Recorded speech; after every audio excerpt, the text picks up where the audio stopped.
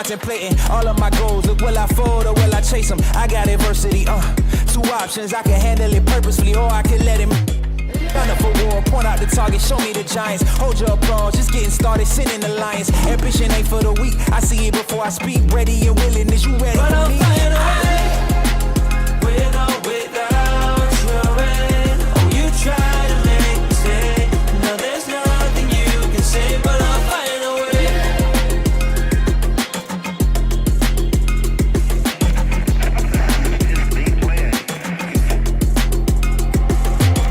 Nah, I ain't looking for handouts, I'm looking to stand out. Got the vision coming, watch how it pans out. I've been writing my plans down, trying to stay focused, put out the notice. Who the GOAT is, me hands down, yeah. No time for arguments, I cut out the politics, no. It's all my competence, I could cause your apocalypse. Ambition, it ain't for the weak, get it even when I sleep. Ready and willing, what you ready but to I'm say? flying away, with or without your rain. Oh, you try to make me stay. No, there's nothing you can say, cause I'm flying away.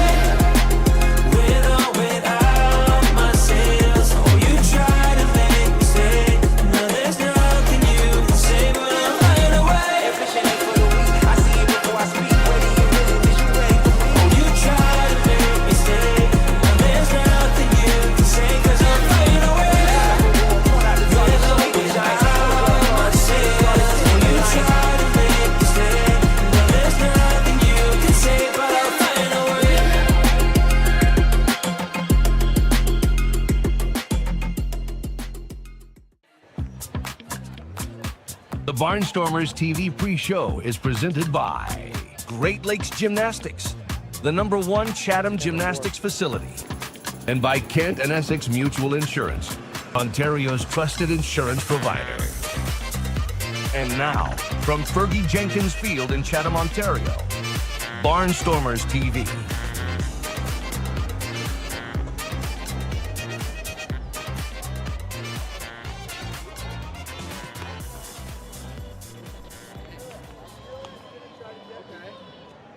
You almost got me. Almost.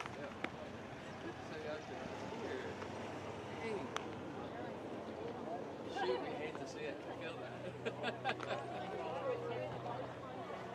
Yeah. How do you make friends? All right, good evening, ladies and gentlemen. Welcome to the beautiful Fergie Jenkins Field for tonight's exciting Barnstormers game. Anyway, have a fun game. We are thrilled to have you join us here with us. As your Chatham-Kent Barnstormers take on the visiting Welland Jackfish. Green and stands. Thanks for making the trip. In what promises to be a thrilling showdown. Our Lineup is proudly brought to you tonight by Scott Curry TV Well, conveniently located at 255 King Street West, right here in Chatham. And now, without further ado, let's meet your Chatham-Kent Barnstormers starting lineup for today's action, led by our manager, number 22, the one and only Gil Rondon. Leading out tonight, number 19, Spencer Marcus. Batting second, number 44, Evan Morrison. Batting third, number 23, Timmy Wagner Jr. Batting fourth, number 8, Yushin Ota. Batting fifth, fan favorite, number 45, Mitsuki Fukuda. Batting sixth, number 23, Braxton Agatha. Batting seventh, number 5, Torin Vasilena. Batting eighth, number 25, Spencer Orman. Batting ninth, number 20, Trent Silly. And tonight's starting pitcher, number 29, Mizuki Akatsuka. Thank you once again to Scott Curry at TV Well, located at 255 King Street West, Chatham, for the presentation of your Chatham-Kent Barnstormers starting lineup for tonight's game.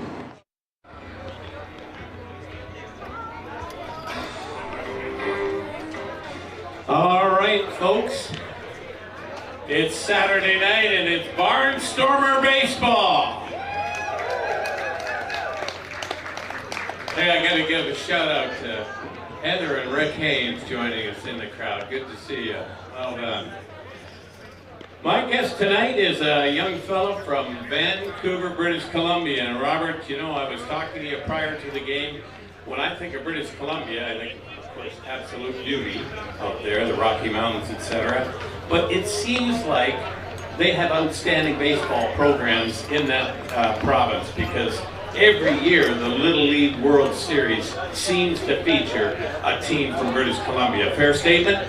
Very fair statement. Let's talk a little bit about your baseball upbringing in the Vancouver area, and talk to us what that experience was like. Well, growing up, I played for Troll Lake, who's a very small minor league in Vancouver. We were very good, but we had Well, you've shown a lot of heart since you put that Barnstormer uniform on. This is your second year with the club. And you know what? I know a lot of our audience wants to know, what's the game day procedure look like for a ball player?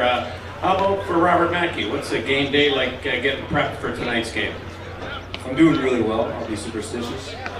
Put my socks on the same foot every morning, same way, right foot, left foot, and usually starts off with a nice coffee.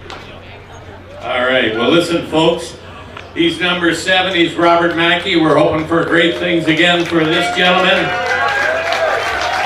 Thanks for joining us.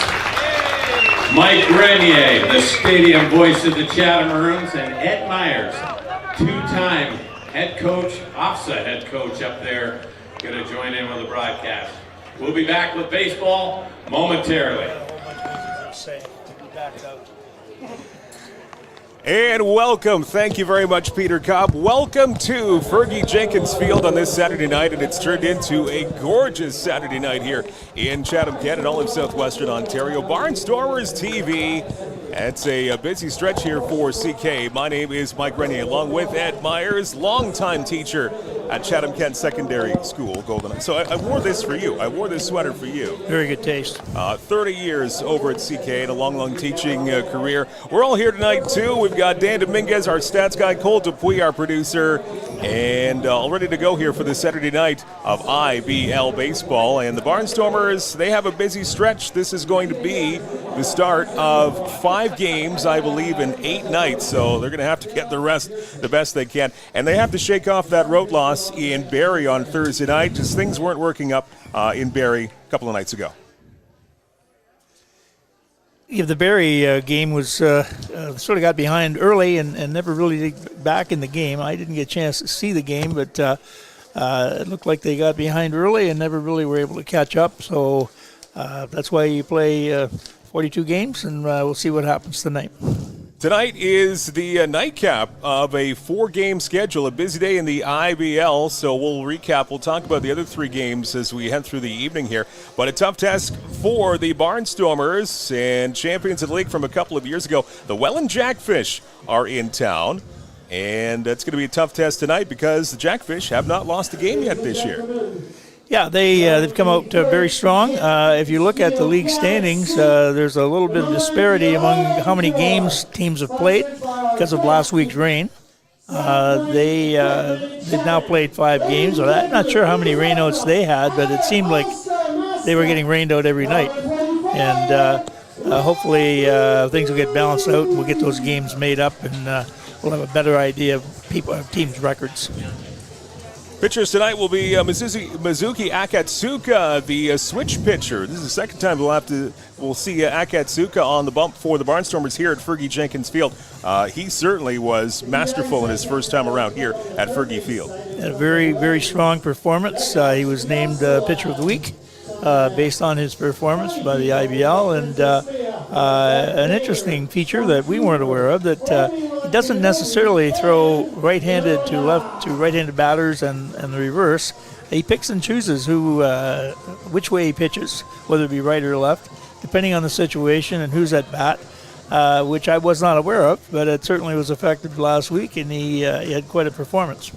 So it should be a good matchup tonight. Euclides Layer going on the mound for the Welland Jackfish. It's Star Wars night. Always one of the fun, they're all kind of fun theme nights, but this one really seems to get some big participation with the crowd. Yep, there's a lot of excitement. Barnstormers are wearing their Star Wars tops tonight, and Dom is excited. We know that for sure. He always is, though. He's fired up, ready to go. And again, the weather has cleared. The wind has died down. It seems to be warmer than it was, and we're ready to watch some baseball. Starting lineup, starting pitchers. We'll get your keys to success, Ed, coming up as our pregame show continues. As we now will introduce you to one of the Barnstormers, Yuri O'Connor Yokoyama. We'll be back in just a moment here with Barnstormers TV.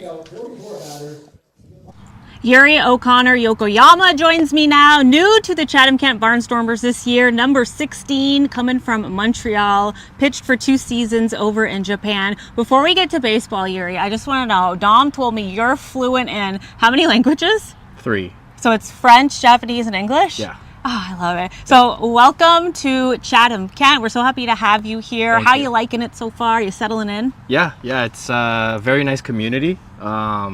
Haven't done too much exploring, but I've met some people in the community, and they're really nice people, and I've been starting to meet more of my teammates, and they've been really nice people too, so hoping to get to know everybody and have a good season. Is there one thing on your bucket list or anything you want to do while you're here in Chatham-Kent? Not particularly. Is there any recommendations? Do you know anything good? Lots to do if you're an outdoors person. We got some great waterways to explore and stuff like that. Definitely check those out. So coming into the new season, tell us a little bit about what's on your mind, what you're hoping to bring to the team. I mean, right now, I'm most likely going to be throwing from the bullpen, so just trying to get some quick outs and keep the rhythm going with the team. Make sure that whatever the starting pitcher does, I continue with that and keep going in the right direction with the team. So you're 23 years old, correct? Yeah. So you have a very impressive resume already at 23 years old. I know you did some coaching in Montreal. I'm so curious how the coaching kind of impacts your game and what you bring to the field. It's helped a lot. Originally, I started struggling a bit with baseball, and that's when I started picking up coaching, and kind of teaching kids kind of helped me get better myself also, because it was like they would ask me questions and I wouldn't know how to answer, so I would have to think of a way to try and answer their questions, and that actually helped my game too. So ultimately, I'm really glad I started coaching. Yeah, for sure. And I had to do some research on this next place, but you spent, I believe, 3 months at the Skyline baseball facility in Seattle. Driveline. Sorry about that. Yes, Driveline baseball facility in Seattle, known for its cutting edge baseball training. Yeah. Tell us some of the things you learned there. They use a lot of technology.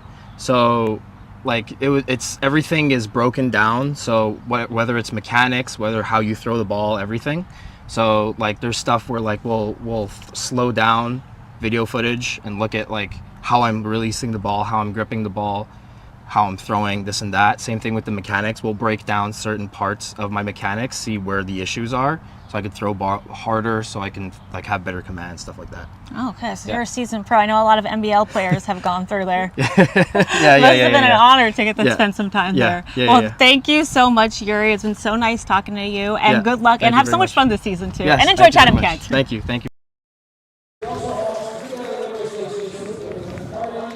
Barnstormers TV on this Saturday night at Fergie Jenkins Field. It's Star Wars night, and presented by CKXS Radio in CK, and owner-operator Greg Hetherington, a longtime radio personality here in CK, has the honor of throwing the first pitch. So we'll see how Greg does here.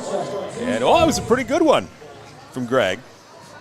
And the others throwing the ceremonial first pitch on Star Wars nights here at Fergie Jenkins Field. Ready to go here with the Welland Jackfish making their first trip to CK for this 2025 season. And your starting lineups that you see on the screen. First of all, for Welland leading off, Jonah Weisner, he's your shortstop tonight. Gio Morello's in center field batting second. Jake Samford, the hot corner, he bats third. Cleanup catcher, veteran Robert Mullen. Grayson Barrett, he's at first base for the Jackfish. Another big threat, Brandon Hupy, he's in right field. And also Brendan Luther, he's your second baseman, batting seventh. Batting eighth is Tyson Gobb, your designated hitter. And Caleb Feuersteak, he is your left fielder and batting ninth. Your starting pitcher for Welland is Euclides Layer, and we'll talk more about him as we head through the night. Starting lineup for your Barnstormers in the leadoff spot where he's nice and comfortable, and we've seen him many times before, your center fielder Spencer Marcus. Evan Morrison bats second for CK, and he's your second baseman, a designated hitter Timmy Wagner. And in the cleanup spot for CK, it's Yushin Oda. We're looking forward to seeing more of him as we continue through the season. He will bat cleanup and he is at the hot corner tonight. Mizuki Fukuda, he's your catcher. Braxton Haggith in left field. Torin Vasilenik at 7th spot. He will be at short tonight. Spencer Moran, he's your right fielder, batting 8th. And batting 9th at first base is Trent Sillett. And really looking forward to both pitchers here tonight. Mizuki Akatsuka getting his second start here at Fergie Jenkins Field in this young season. As we mentioned last time, it was just about a week ago, we saw Akatsuka on the mound, and he had a masterful performance. So hopefully that can continue into tonight. Hopefully it'll carry over. He was in charge of the game. He was behind very few batters, threw a lot of strikes, and the key to successful pitching, obviously, to get ahead of the batters. So let's hope he has another start tonight, which where he could get off to a good start and be in control of the game. And you see some great numbers there from his counterpart, Euclides Layer. 0 ERA. He's pitched 6 innings so far, 9 strikeouts. So he can throw. He's a bit of a flamethrower. He can get it in there and blow it by you. And just 1 walk. So that ratio, you can't get much better than that ratio, 9-1. Yeah, nine strikeouts in 6 innings is pretty good, very good, way above average. And the fact he's not walking anyone leads to certainly a lot of success if you're a pitcher. Keys to success, Ed Myers, on how the Barnstormers can knock off the first place undefeated Welland Jackfish. Well, I think we circled the wagon on that, sort of speaking, in that they're a very good team, experienced team. They won the league last year with a record of 32-10. They certainly were the early starters last year. They have an experienced ball team. I would say to be able to hold them down early and perhaps get an early lead would be a key for the Barnstormers as we go into this second weekend of the schedule. And as we've said too many times, it's very early. We have players still being bounced around trying various positions, and pitchers are certainly at a disadvantage this time of the year, not pitching on a regular basis. So let's hope we'll have a good ball game and the Barnstormers get out of the blocks quickly and they have some success. As we take a look at your umpires for tonight, behind home plate will be Justin Snively. He'll be calling balls and strikes this evening. At first base, it's Katrina Kadach. She will be the umpire along the right-hand side. And across the diamond, third base umpire tonight is Steve Cochran. And the standings, we're just a handful of games into this young 2025 IBL season. There you see at the top of the screen, the Welland Jackfish, a perfect 5-0 so far in this young season. Only 2 of them have been at home. They've been on the road for the most part in this season, so this will be their 4th road game out of 6. Hamilton in second there, and they've played by far the fewest amount of games, rainouts and scheduling and stuff, so they're 2-1. And then you've pretty much got, you have London, who lost earlier on today, so they were bumped down to 5-3. And now you got a logjam right in the middle of these standings. Barnstormers right kind of on the cusp of that, but you see Guelph, Kitchener, Toronto, and CK all really battling for right in the middle. Yep, and that's to be expected this time of the year. As I said earlier, with the rainouts, we certainly have an imbalance with the number of games teams have played, and that'll sort itself out as we get through the month of June, and we'll have to have some teams face each other before we can figure out who the stronger teams are. This is 4th out of 4 games in the IBL today, so a very busy Saturday. Earlier on in Guelph, the Guelph Royals shutting out the London Majors, 5-0. Good showing there for Guelph earlier on today. Offense not a problem for the Kitchener Panthers on their home field. They took it to the Brantford Red Sox 20-5 earlier on this afternoon. A big win for Kitchener. And just, I believe, going final a little while ago, a few minutes ago, it's the Hamilton Cardinals. They got past the Barrie Baycats 2-1. So we're seeing a fair bit of parity. Again, very early in the season, but this is going to be a pretty exciting 2025 season. Been some interesting results. We played in a 2-1 game last weekend, but Brantford the last 3 days have really given up a lot of runs. They were beaten twice by Welland, Thursday and Friday night, and again today. So they probably need a little time to regroup and see what happens as next week unfolds. 5 games in 8 days for the Barnstormers begins with this one tonight. They go right on the road tomorrow. Actually, I think you're going to head up there with our statistician Dan Dominguez and check things out in London. We are. Dan has not been to Labatt Park, and I certainly have, and really appreciate the Diamond. It's a great place to watch a ball game, and looking forward to that. Canada's oldest ballpark, is that the right phrasing for that? We have all of the documentation and the information. If you go along behind the stadium, you can certainly read all about that, and as I said, it's a great place to watch and play baseball. And 3 games in 3 days for the Welland Jackfish, so Welland's had a very busy stretch here too. All teams go through the IBL season. So it's London on the road for the Barnstormers tomorrow, then they go to Guelph for a Tuesday night game against the Royals, and then it's Brantford on the road next Friday before they return home and take on the Toronto Maple Leafs Ball Club 1 week from tonight. That's a 7:05 start here at Fergie Jenkins Field. So kind of you have those long stretches of busy times for every team in the IBL, and this week will be the first foray into that for CK. So we'll see what their stamina holds for this week. Yeah, it's really tough early in the year to play that many games, and you're on the road every other day, it seems, and pitching is a key factor this time of the year, whether or not you have enough pitching to stand up to the demands of the schedule.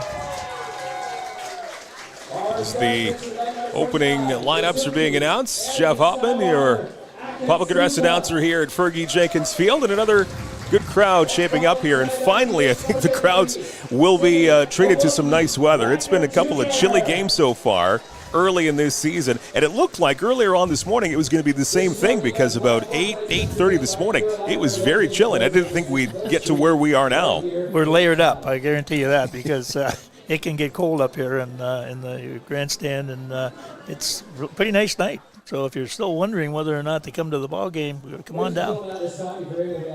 Come on out, as we now will honor our country and the singing of O Canada on Barnstormers TV. Oh, Canada, our home and native land, true patriot love in all of us command. With glowing hearts we see thee rise, the true north strong and free. From far and wide, O Canada, we stand on guard for thee.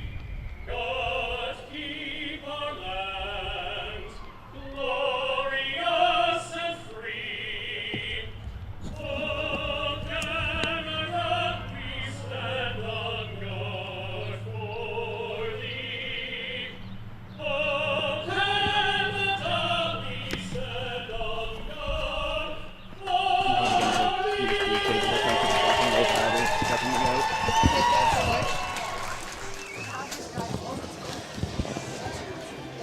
Got our buddy from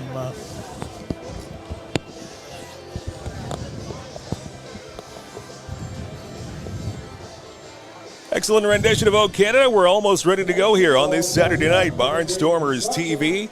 Mike Renier along with Ed Myers once again with the call tonight.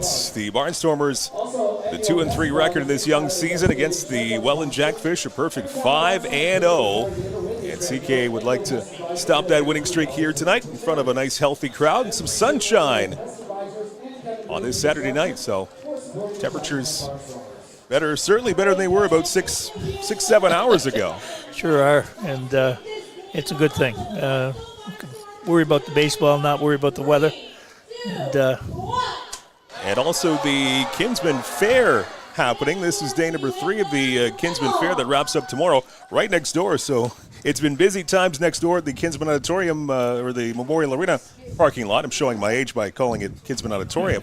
But it's kind of slim pickings in terms of parking down here, so we got in here. I made a couple of loops of the neighborhood, and before I was able to find a place, but I guess that's a good thing. And we're ready to go. We've heard from Ian McFinn, our fan from Nairn, Scotland. Avril Kelly, a few people know Avril from Chatham, and Dan Kelly are visiting in Scotland, and they're tuned into the game tonight. And Ian was one of our regulars last year from Nairn, and we welcome them to our game, and Ian is certainly a Barnstormer fan, and hopefully he's enjoying the game. It's got to be very early over in Scotland. What about one in the morning? 6 hours. I'm not sure what the difference is. Let's guess. Let's say it's 1. I'm going to say 1:06 over in Scotland. That's Knowing my them, guess anyway. they've probably had a nice nap and they're ready to watch the game. They've got the breakfast in early. I think Dan Dominguez is checking it out to see what time it is over there. Almost ready to go here for Barnstormer and Jackfish baseball from Fergie Jenkins Field. Glad you're settling in with us tonight, wherever you're hearing in from, whether it's CK or Niagara region or even Scotland.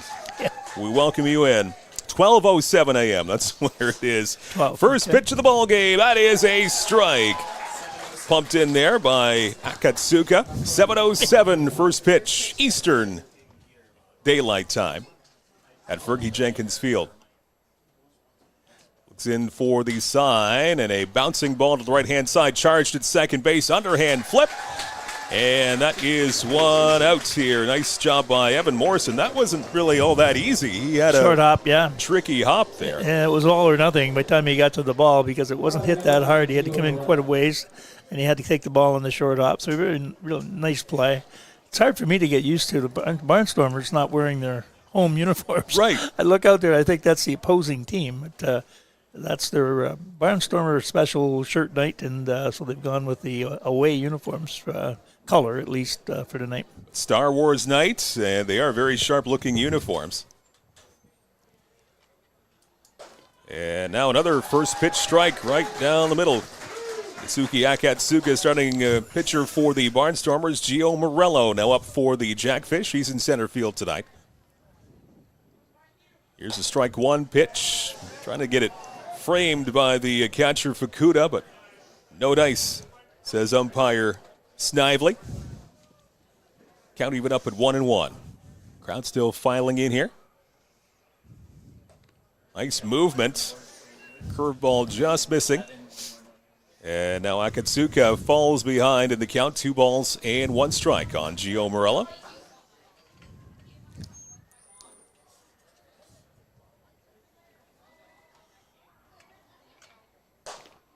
That one, again, just misses. When he's missing, he's just missing by a little bit. Around the plate for sure. Still unusual for me to see a switch pitcher. I don't know if I'll ever get used to that. Lefty on lefty right now. Here comes the 3-1 pitch, and this one sent to center field, and that's going to fall in for a base hit for Morello. As he has had a great start to this season against small sample size, but he came into that at-bat 353, and that will go up even more with that one. So a one-out single from Morello, and doesn't get any easier in this middle part of the lineup for the Welland Jackfish. Jake Sanford now strolls in, batting third for Welland. And at third base defensively tonight.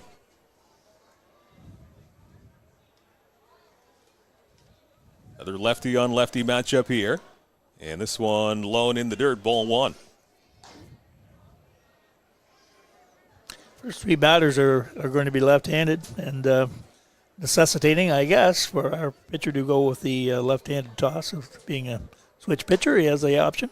That one just a little bit high, 2 balls and no strikes. 273 batting average early on for Jake Sanford. Catcher Robert Mullen, he's got lots of power to him. He bats clean up, and he's next. Barnstormers infield looking for that double play to get out of some mini trouble here in this top of the first. And this one to first base, and a little tiny bobble will take the double play out of the equation there, but stepping on the first base bag, taking it over was Trent Sillett.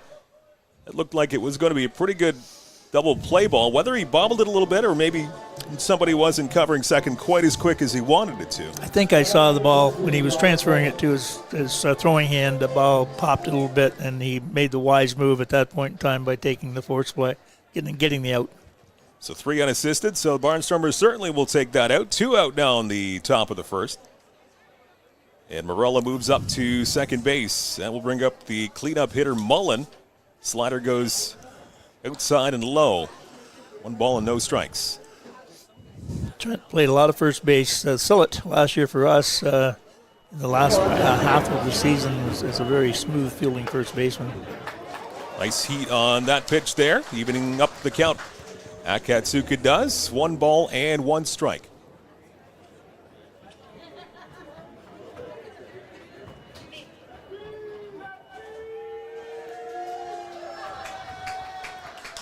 And this one skied foul the other way, right in front of the fence. No, it doesn't go foul. It stays fair. And that's an opposite field home run for Robert Mullen. Looked like off the bat that was going to go out of play to the foul side, but it stays fair. And, of course, lost him in the shadow, and that lost the ball and the right fielder in the shadow. And a relatively short porch over there. And Robert Mullen goes the other way for a home run. So that is a 2-run shot. And a 2-0 lead for the Welland Jackfish. And it looked like Robert Mullen was using one of those fancy torpedo bats, too. That's all the rage now in baseball. Yeah, he was certainly an inside-out swing, and he was more protecting the plate than anything else. But he hit it well enough to get it out of the park. To a 2-run home run the opposite way for Robert Mullen. And the Jackfish with an early 2-0 lead. And now there's a delay, as now the umpires are going to talk about something here. We're not sure what's the delay. That's Mullen's 3rd home run of the season, give him 3 home runs and 9 runs batted in. 8 for 13 this week. He's on a tear. Not bad. I think they were challenging whether the ball cleared the fence, and we couldn't see it. It's in the shadow and right down the foul line. We can't say. Don't know. But it does stand. 2-0 lead for the Jackfish. And first pitch inside to Grayson Barrett, first baseman for Welland. Base hit for Morello. He moves up to second and scores on that 2-run home run from Mullen. This one trying to get framed on the outside part of the plate and called the ball outside. 2 balls and no strikes on Grayson Barrett. Brandon Hupy waiting on deck, trying to get a chance here. He's your right fielder. He's up next for Welland.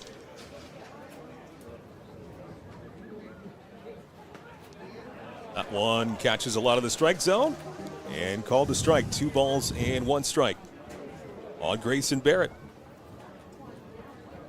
He's left the yard once this year. He's got 1 home run and 3 RBIs. 2-1 pitch. That's another good movement there. Slider right down the middle. 2 balls and 2 strikes. 2-0 lead early on here for the Jackfish. And the 2-2 pitch. Swing and a foul tip into the glove. They struck him out. And the Barnstormers get out of the top of the first. But a 2-run home run for Robert Mullen gives the Welland Jackfish an early 2-0 lead. To the bottom of the first we go. Barnstormers coming to bat for the first time tonight on Barnstormers TV.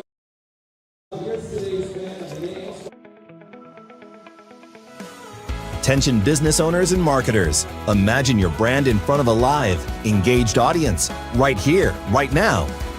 This space is the perfect opportunity to showcase your product, service, or message to viewers in real time. Whether you're looking to boost sales, build awareness, or grow your audience, we've got you covered. Don't wait. Secure your spot today. My name is Spencer Marcus, outfielder for the Chatham-Kent Barnstormers from Chatham, Ontario. The community support has been amazing for baseball. Everybody coming together. You never really thought of this town as a baseball town, more of a hockey town. I remember when I found out that Kent Essex Mutual Insurance wanted to do an interview about a hometown hero. I never thought somebody would look at just a baseball player like that.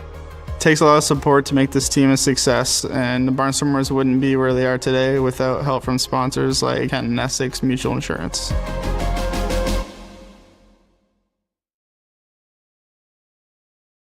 Whether personal, agricultural, or commercial, Inyo Pest Advisors are here. Inyo. Bigger than bugs.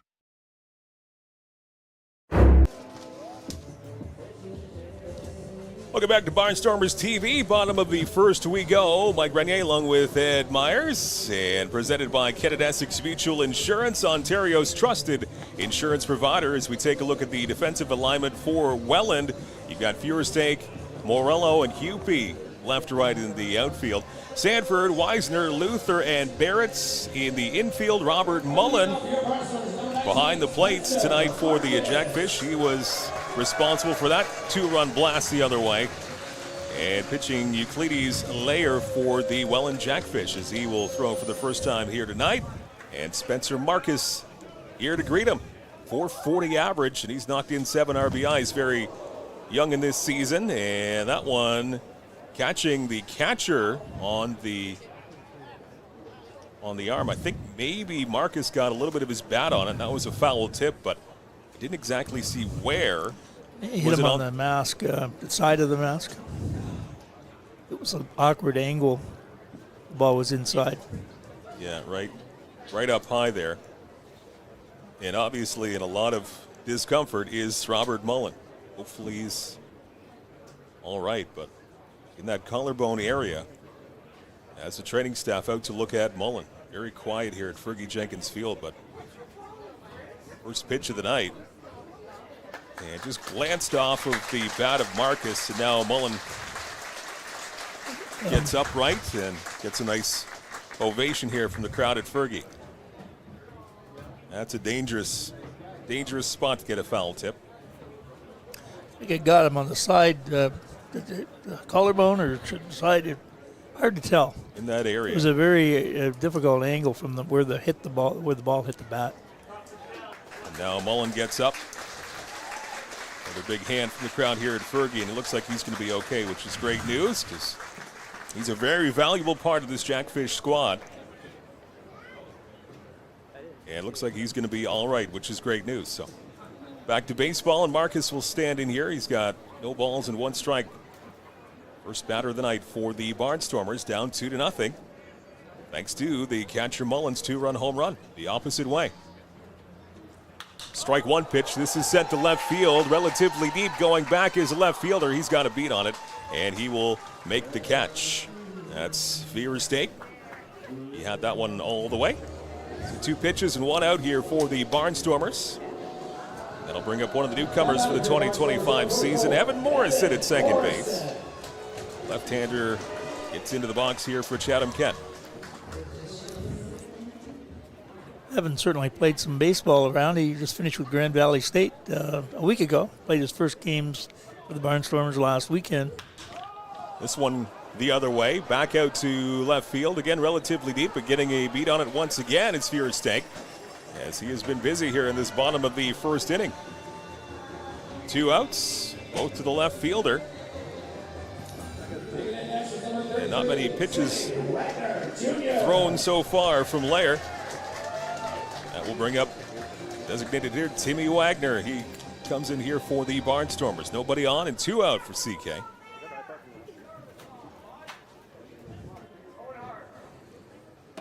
First pitch, slider outside and in the dirt. Ball 1 for Wagner, who comes in again with a .300 batting average in the first handful of games.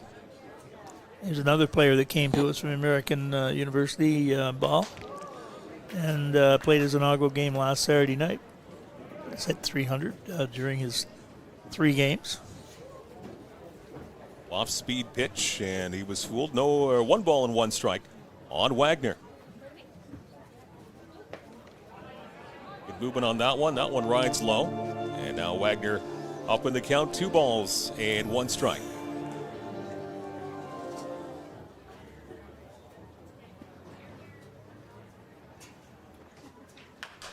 This one chopped left-hand side and getting that short hop and getting fooled by it. This will be an infield single, as charging that one was Jake Sanford. Looked like he was a little handcuffed there as he met the infield grass, and the Barnstormers will take it as Wagner's on base. Same as the play at second base for the Barnstormers. There was a short hop situation where he had to make the short hop, or he wasn't going to make the throw. So it's the only choice he had, and it handcuffed him a bit. Infield hit is the official score, so give Wagner a base hit, and that'll bring up Yushin Oda at third base tonight for the Barnstormers. Looking forward to seeing him a little bit more this season. He sends one to first, and again, it's off the glove. It's going to be a race to first, and out at first base. Nice recovery and a good flip to the pitcher. And that was a close one, but Oda is out on a ground out as we have played 1 inning complete here at Fergie Jenkins Field. Early lead for the Welland Jackfish, a 2-0 lead over the Barnstormers. And you're watching Barnstormers TV on this Saturday night.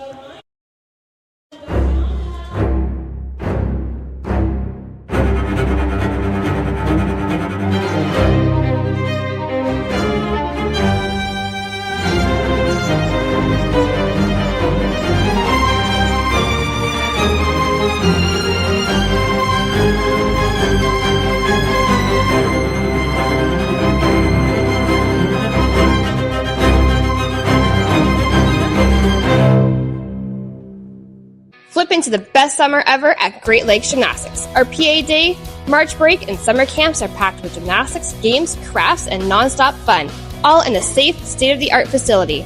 Spots are filling fast, so register today.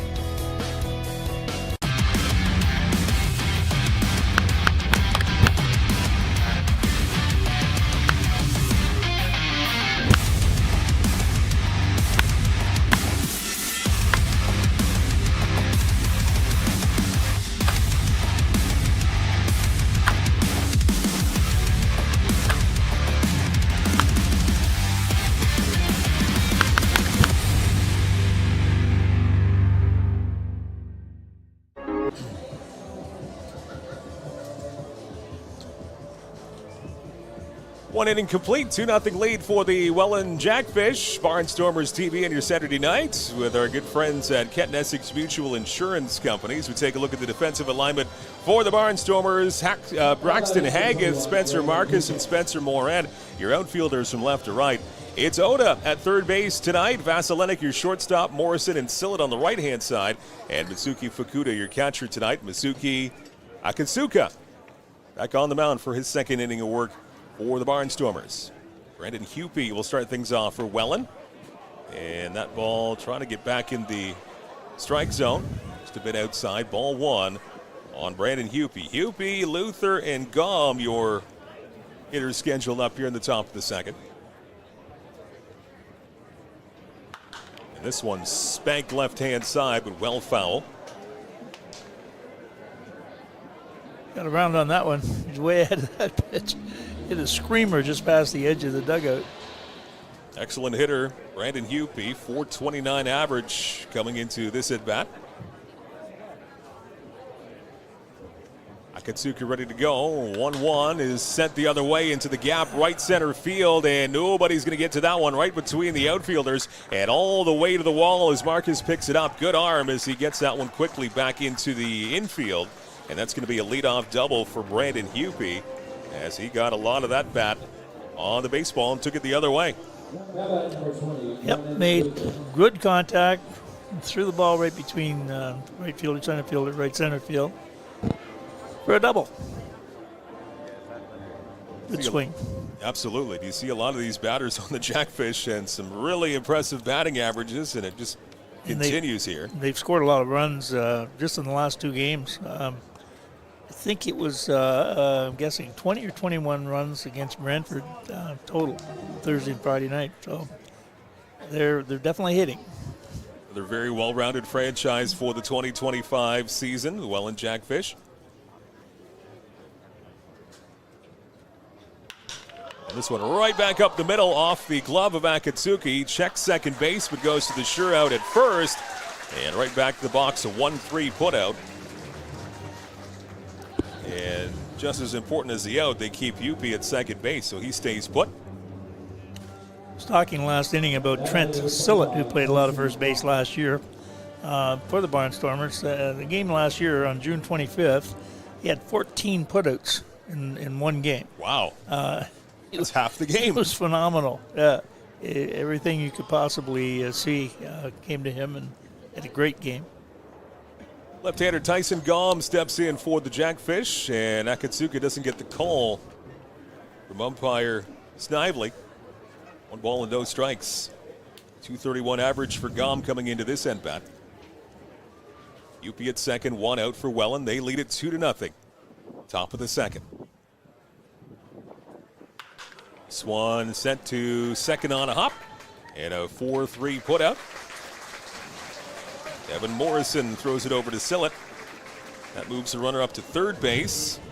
UP goes another 90 feet, but now more importantly for CK, that's the second out of the inning, so they'll trade that distance for the out. It's Fierstick now for the Jackfish. 2 out, runner at third base. Top second, 3 hits in the game so far for Welland, and the 1 for the Barnstormers.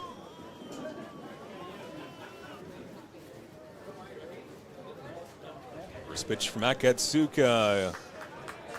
Crosses up Fukuda a little bit. It's in the dirt, ball 1. Fukuda blocks the ball really, really well. He smothers the ball. The ball doesn't seem to get away from him. He keeps square and lets the ball hit him. Doesn't fight the ball. Very good catcher. Yes, of note, we're going with the right-handed toss against the left-handed batter. Say there's no rule, depending on how he feels about who's up, and the situation in the game is whether he'll pitch right or left-handed. Akatsuka behind the count, 2 balls and no strike. Now he's able to bump one in there, 2 balls and 1 strike on Fierstick. Looking for his first base hit. Hasn't seen a whole lot of action so far in 2025. Getting a shot here in the starting lineup tonight. He's up 2-1 in the count. Look over at third. 2-1 pitch is low and a bit outside. And 3 balls and 1 strike.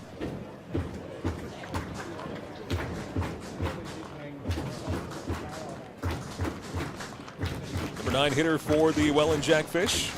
Jonah Weisner, leadoff hitter, waiting on deck. Comes the 3-1 pitch from Akatsuka, and this one jams him a little bit, fouls it off the left-hand side the other way.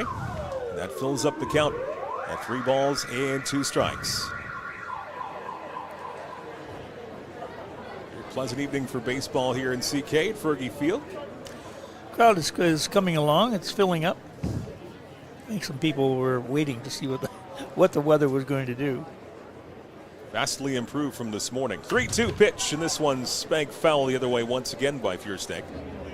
Yeah, about 9 or 10 o'clock this morning, if you were on the fence as to what to do later on tonight, might have been a little bit too chilly for people, but it is really warmed up and the sun's come out. It's a very nice evening here at the ballpark. Another 3-2 pitch, and this one again, Fierstick doing a good job battling in this at-bat. Another foul off, 3 straight fouls. And we'll do it again.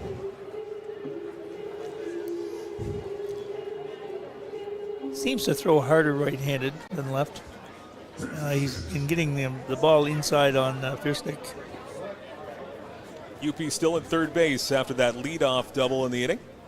Here's the 3-2 swing and a miss. He struck him out. He took something off that pitch, and Fierstick goes down swinging, leaving the opening double by UP, standing at third. To the bottom of the second we go, and a 2-0 Welland lead on CK. You're watching Barnstormers TV. My name is Spencer Marcus, outfielder for the Chatham-Kent Barnstormers from Chatham, Ontario. The community support has been amazing for baseball. Everybody coming together. You never really thought of this town as a baseball town, more of a hockey town. I remember when I found out that Kent Essex Mutual Insurance wanted to do an interview about a hometown hero. I never thought somebody would look at just a baseball player like that. It takes a lot of support to make this team a success, and the Barnstormers wouldn't be where they are today without help from sponsors like Kent Essex Mutual Insurance.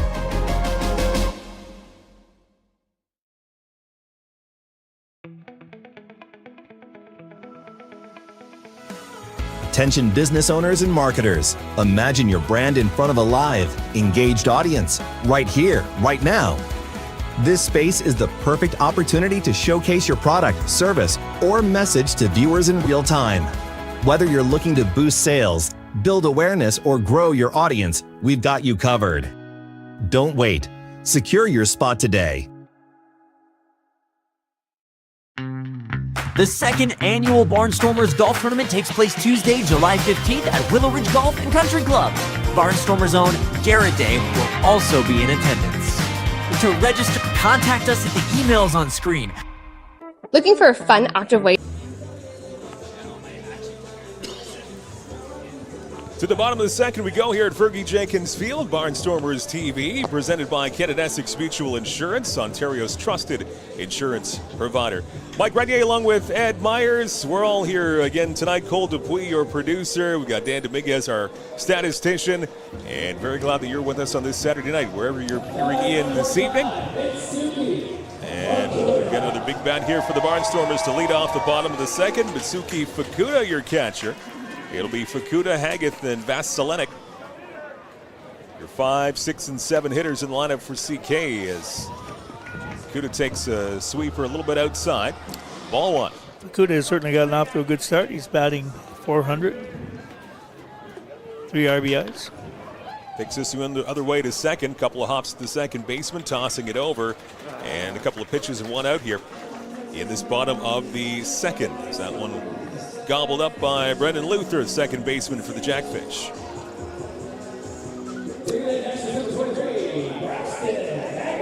Find it interesting to follow where all these guys come from and where they've been. And Haggith is from Glencoe and played most of his baseball in and around London, and he plays for Minnesota State, and he just got back last Saturday as well. That's a lot of miles. Yeah. No, these guys, they probably know each other from afar, having played some of them all over the world and certainly in Canada and the United States. .250 average early on in this season for Haggith. He takes this one outside and low.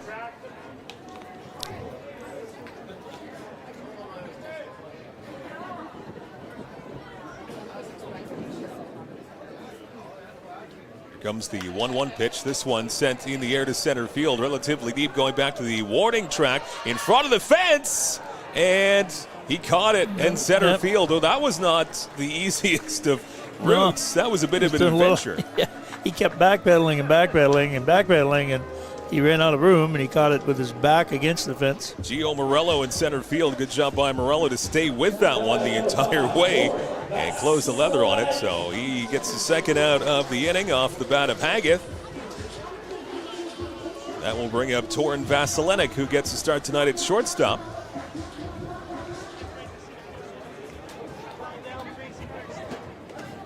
Small sample size. This is just at bat number 6 of the season for Vasilinek. He's 1 for 5 so far.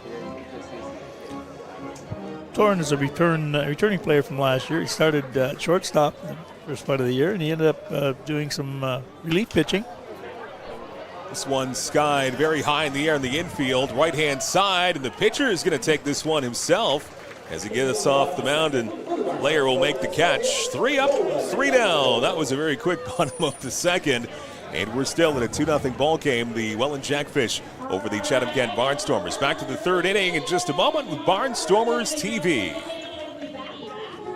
Ron, sponsored by Maple City Bakery. Pretty simple. They've got some upside down shirts on right now. You guys are going to have to race to the cones and back. First one who gets here first is the winner. All right? Get those cones set up tall and let's cheer them on. And 3, 2, 1, race. Back to the stone. Oh, clear leader. Aiden is the winner. Congratulations, guys. You're all great sports. And shout out again to Maple City Bakery for sponsoring this one.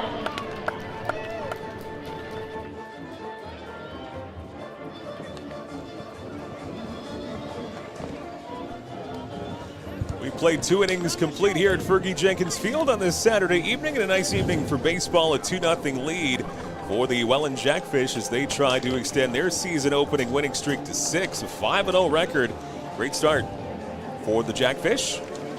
Barnstormers trying to get back to 500 after a couple of straight losses. They're 2-3, and they kick off a busy stretch here tonight. 5 games in 8 days begins this evening for this one, and a 3-game road trip will begin tomorrow in London against the London Majors for an afternoon tilt.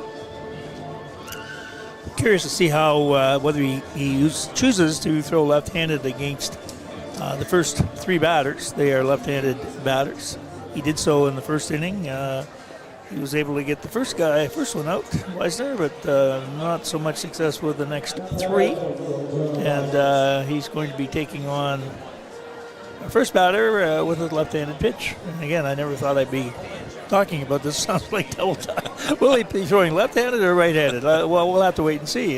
Every batter's an adventure. Yeah, it's strange. Weisner, Morello, and Sanford back to the top of the order for Welland. And the lefty-lefty matchup begins with the pitch just outside the zone. 0-1 for Jonah Weisner, who grounded out to second here for first time up to start off the ball game at 7:07. Exactly a half an hour into this ball game.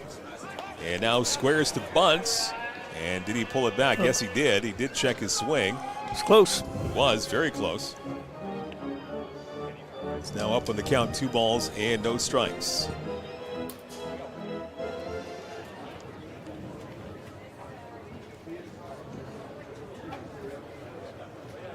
2-0 pitch, and this one rides outside a little bit. So I believe this is the first 3 balls and no strike count tonight for Akatsuka. Certainly close. He's around the plate. It's not that he's wild flailing the ball here and there. He's just missing the outside corner on those pitches. This one, no doubt about it. He pumps that one in for a strike. 3-1.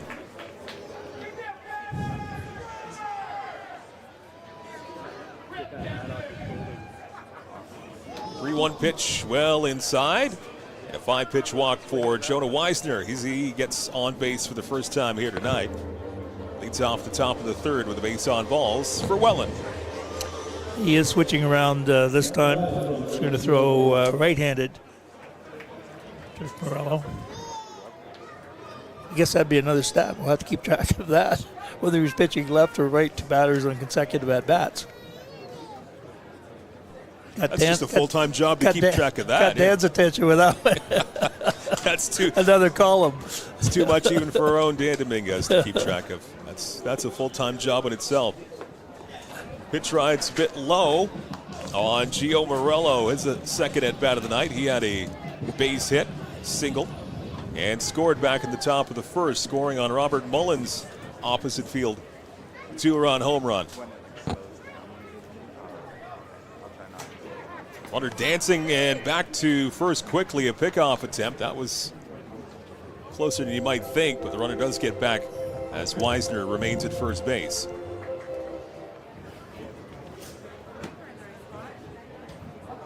And now he fakes running again. He might be quite the pest here on first base. Paying attention to him, isn't he, for sure. Trying to throw Akatsuka off his game here. Weisner at first. And the pitch outside again, trying to get framed by Fukuda and called outside 2-0. You had a dimension of it would be easier if he were throwing left-handed to hold a runner, keep the runner on first base with a left-handed batter, but he's chosen to throw right-handed for what reason we're not sure because there's no pattern. Keeping everybody guessing in the entire ballpark. Yep. Another 3-0 count here in this top of the 3rd for the second straight hitter. Walking Weisner on 5 pitches. He remains on first, and again, a sizable lead over at first. 3-0 pitch, that time once again, is pumped in for a strike. So following the same pattern as he did against Weisner to lead off this inning. 2-0 lead for the Welland Jackfish, top of the 3rd. 2-run home run from Mullen, the offense so far here tonight. 3-1 is skied foul, well behind us. Another thought just occurred to me. If you're in an OBA playoff game, would your pitch count be based on how many you threw right-handed and left-handed, or would you have a combined pitch count? I would think combined. A pitch is a pitch, right? Because the reason for the rule is they don't want a kid to hurt his arm. So we'll have to get our finest people on that one. And now the runner might get picked off here, and we got a rundown. And we'll see how this turns out. And does he get back to first? No, he's tagged out just by a hair. Great rundown and cut down as Weisner as he was on the move. Akatsuka caught him. And that's a 1-3-6 put-out, says Dan Dominguez. So, again, that's some good speed by Vasilenic as he had to really turn on the jets and get up to Weisner just to tag him on the foot before he got back to the base. It was a sprint at the end. And, it was kind of close, but that's the way it's supposed to be done. The shortstop is supposed to be running the runner back to the bag, not to the next bag, back to where he came from. So 1-3-6 to put out, caught stealing, a pickoff attempt.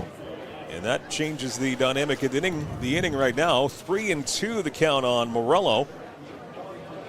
Akatsuka's got some new life here.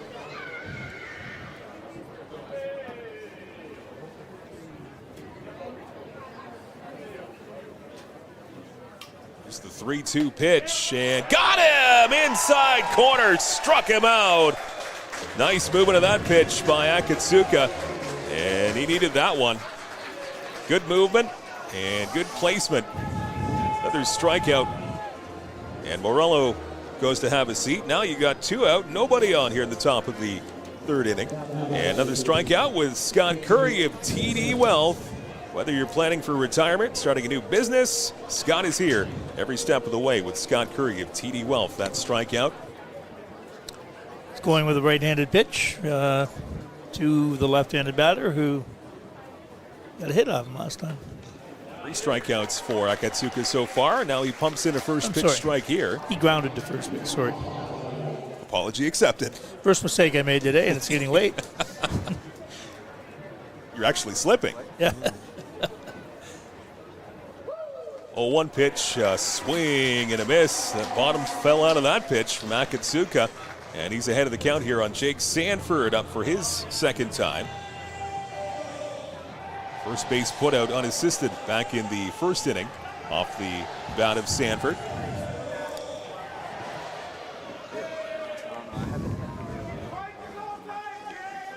Akatsuka ready.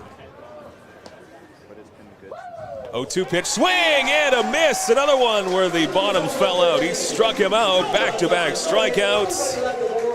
And that's going to do it. He faces the minimum top of the 3rd. The Barnstormers still trailing 2-0 to the Welland Jackfish. As to the bottom of the 3rd, we go from Fergie Jenkins Field on this Saturday night on Barnstormers TV. Looking for a fun, active way to keep your kids moving? At Great Lakes Gymnastics, our recreational classes are all about building strength, coordination, and confidence, all while having a blast. And when it's time to celebrate, we throw birthday parties kids will never forget, packed with games, gymnastics, and tons of smiles. In our safe, state-of-the-art facility, every child gets the chance to shine. Join the fun at Great Lakes Gymnastics, where every day feels like a celebration.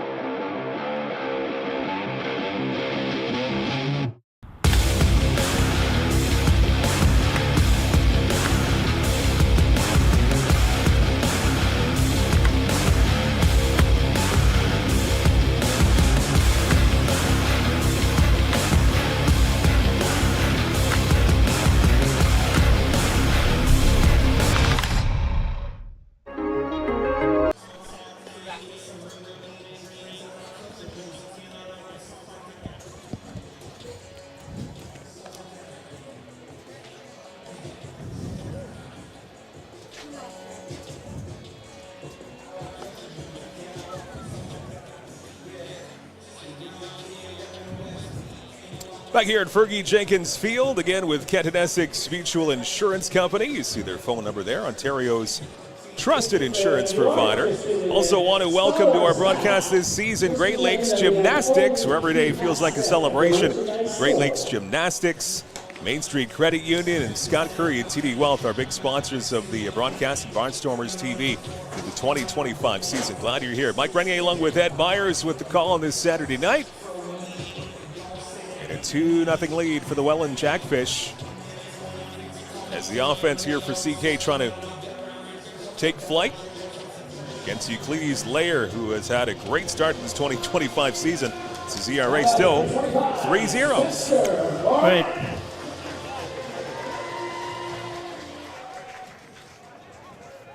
Bottom third begins, and Moran will threaten to bunt. Pull the bat back. He takes one low and inside. Ball one. Moran, Sillett, and back to the top of the order with Marcus 8, 9, and 1 in this bottom of the third. Spencer is hitting batting 420 or 412, I should say, to start the year.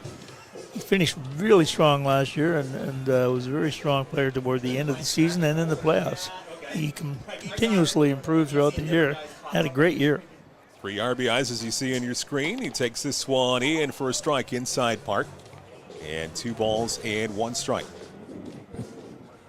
2-run home run from Welland for the Jackfish back in the top of the first. Your only run so far here tonight. 2-1 now the bunt, and this one not really the greatest of bunts, but goes foul along the other side, along the first base side.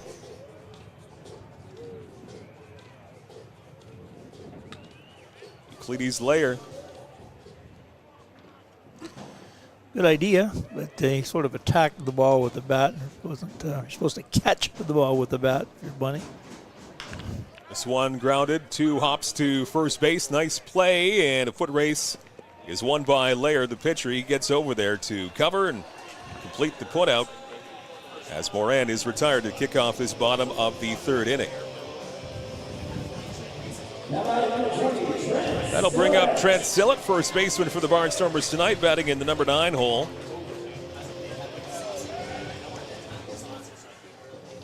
Again, just a small sample size. This is just his 6th trip to the plate this season. 1 for 5 so far for Trent. And a slider hits a lot of the plate there. Strike 1. Good movement tonight on the pitches for the Jackfish, and Euclides Layer, the starting pitcher. Just 1 hit so far for CK. This one trails outside a bit low. 1 ball and 1 strike. Star Wars night at the park, and some spiffy uniforms once again worn by the Barnstormers. Great graphic design team. Great team all around for the CK Barnstormers this season.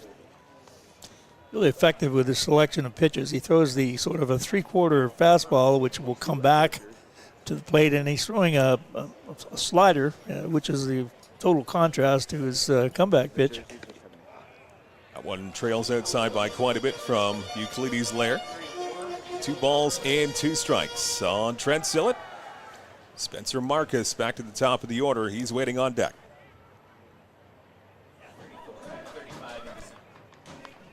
Off the end of the bat. And foul. Special birthday I want to get on. He is turning 11. You might be watching the broadcast tonight, but Elliot Jeffrey turning 11 tonight. Big Barnstormers fan. So Elliot, on your 11th birthday, thank you for looking in here tonight. Hope you have a great birthday and a great weekend.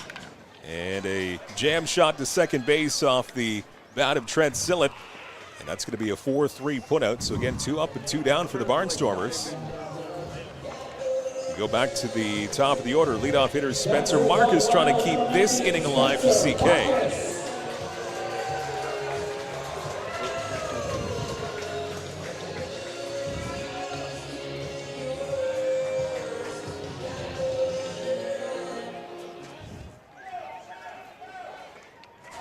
Marcus put a charge into the ball his first time up in the first, but he flew out to left. Now this is a chopper to short. Long throw, and they got him by half a step. Speedy Marcus unable to beat that one out, so first pitch ground out, a 6-3 put out, and another 3 up, 3 down go the Barnstormers, as we have now played 3 complete in this nice night at Fergie Jenkins Field, and still a 2-0 lead for the Welland Jackfish over the Chatham-Kent Barnstormers. You are watching Barnstormers TV.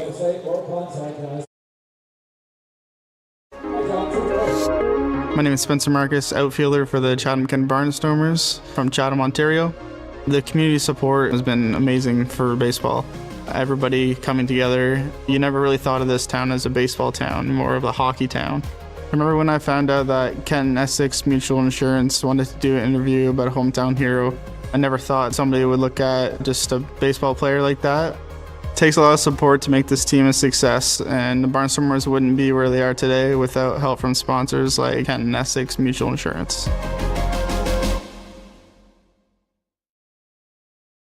It's us again.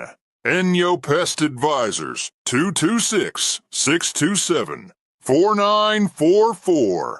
Enyo, bigger than bugs.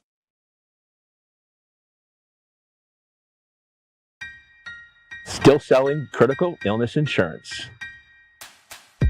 Still selling retirement savings plans. Still selling group benefit plans. Still selling life insurance. Still selling disability insurance. Are you selling insurance? Not today. Play ball.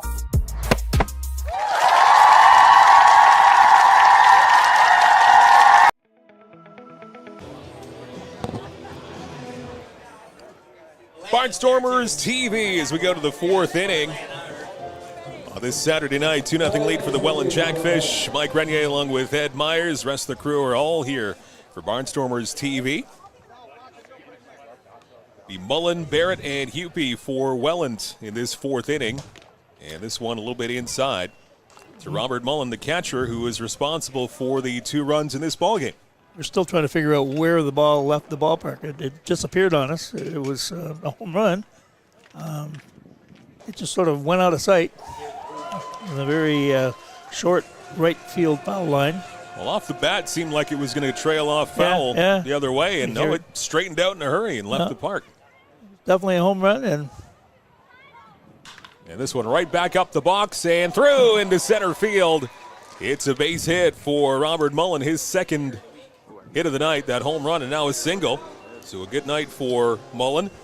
Other than the foul tip that he got up around his collarbone very early on in that game back in the bottom of the first. We're glad that he's certainly okay after that hit in that area. And then he went down, and he was certainly in pain for a while. He got hit where there's no padding, and I thought he got hit on the side of the mask at first, which could have been really painful, and it could have been really badly hurt too. Here's a chance for 2 to short, second for 1, on to first, call into a double play for the Barnstormers. And Vasilenik ranging over to grab that ground ball. That's going to be a 6-3 DP off the bat of Grayson Barrett. Now batting number 21, Brandon Hupe. That'll bring up the right fielder, Hupe. He doubled his first time up at. Akasuka has pitched well. He gave that home run in the first inning that has been around the plate. Thrown a lot of strikes. He has certainly fluctuated between right-handed and left-handed, and he has established a pattern for himself. We don't know what that is. He'll be forever making us guess that pattern, if he does have a pattern. This one swing and a miss. Another one that had the bottom fall out. Quickly 2 strikes on Brandon Hupe, your right fielder. Even last inning when he got a bit of a jam, he had 3 ball count to a couple of different batters. He was able to get out of that jam. 0-2 pitch, and that one, was it a check swing? Yes, it was. Says first base umpire Katrina Kadot saying no swing.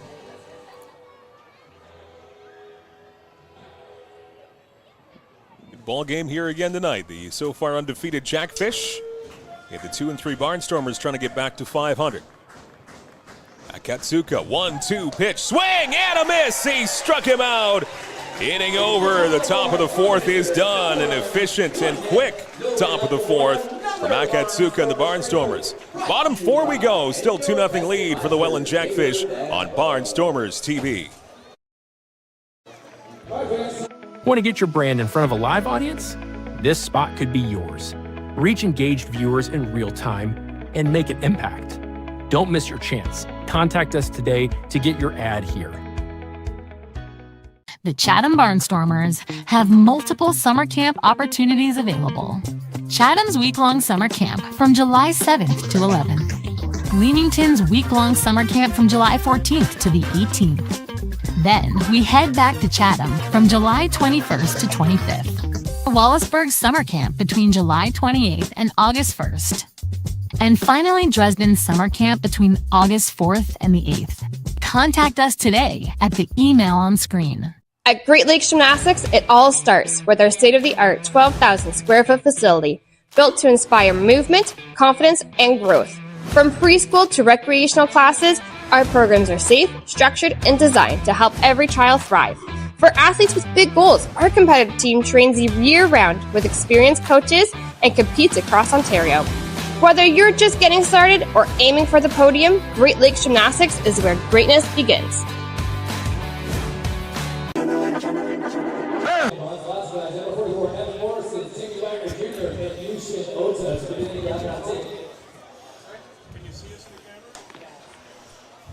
Well, you probably see Jay. Does he need to stand on something? You sure? Close friends, I can tell. About 40 years. Yeah. Back here at Fergie Jenkins Field, bottom of the fourth inning. Good game here so far. Welland Jackfish with a 2-0 lead on the Barnstormers. Mike Rennie along with Ed Myers. And we've got the general managers up here for the next little bit. Both GMs. We'll talk with CK GM Harry Muir in just a moment. And we've got Jason up here. He's Jason McKay, GM of the Welland Jackfish. Thanks for making the trip down here, Jason. How are you? Oh, doing very well. Thank you so much for having me. This one inside, a little bit of chin music. So again, batting for the Barnstormers is Morrison, Wagner, and Oda, your 2-3-4 hitters, bottom of the fourth. And you got to love your start so far, 5-0. Yeah, not bad, not bad. We were fortunate this year to get our pitching staff in at the beginning of the season. It generally takes a few weeks to get these guys in, but this year was a little different, and that's been a huge contributor. Jason McKay, he's the general manager of the Welland Jackfish, and this one swing and a miss from Morrison. Now it evens things up at 2 balls, 2 strikes. Morrison, Wagner, Oda, 2-3-4 batters for the Barnstormers. Jason, we understand your background is in London, playing baseball, and knowing this guy here for many years. Absolutely. We kind of grew up together. So I've known Harry for over 40 years, and once upon a time, I was the guy that threw the ball back to him. I was kind of assigned that job. There's one to right center field, and this one is caught. Yeah. What a play in center field. Yeah, that's our center fielder. Hanging with it, hitting the wall, making the grab. What a great job by Morello, as he had that beat on it right from when it was off the bat, and he saw it the entire way, and he wasn't going to be denied that catch. That was fantastic. In the hole, yeah. Stayed with it. And going over there, making sure he's all right after smashing against the wall, but Morello looks good. Brandon Hupy going over to congratulate his center fielder on that one. There's a highlight reel for you. Yeah, he usually puts up a few of those every season, so we're lucky to have him out there. So you played most of your baseball in London area when you were playing? Yeah, I grew up playing minor ball, and like I said, once upon a time we had a really talented pitcher.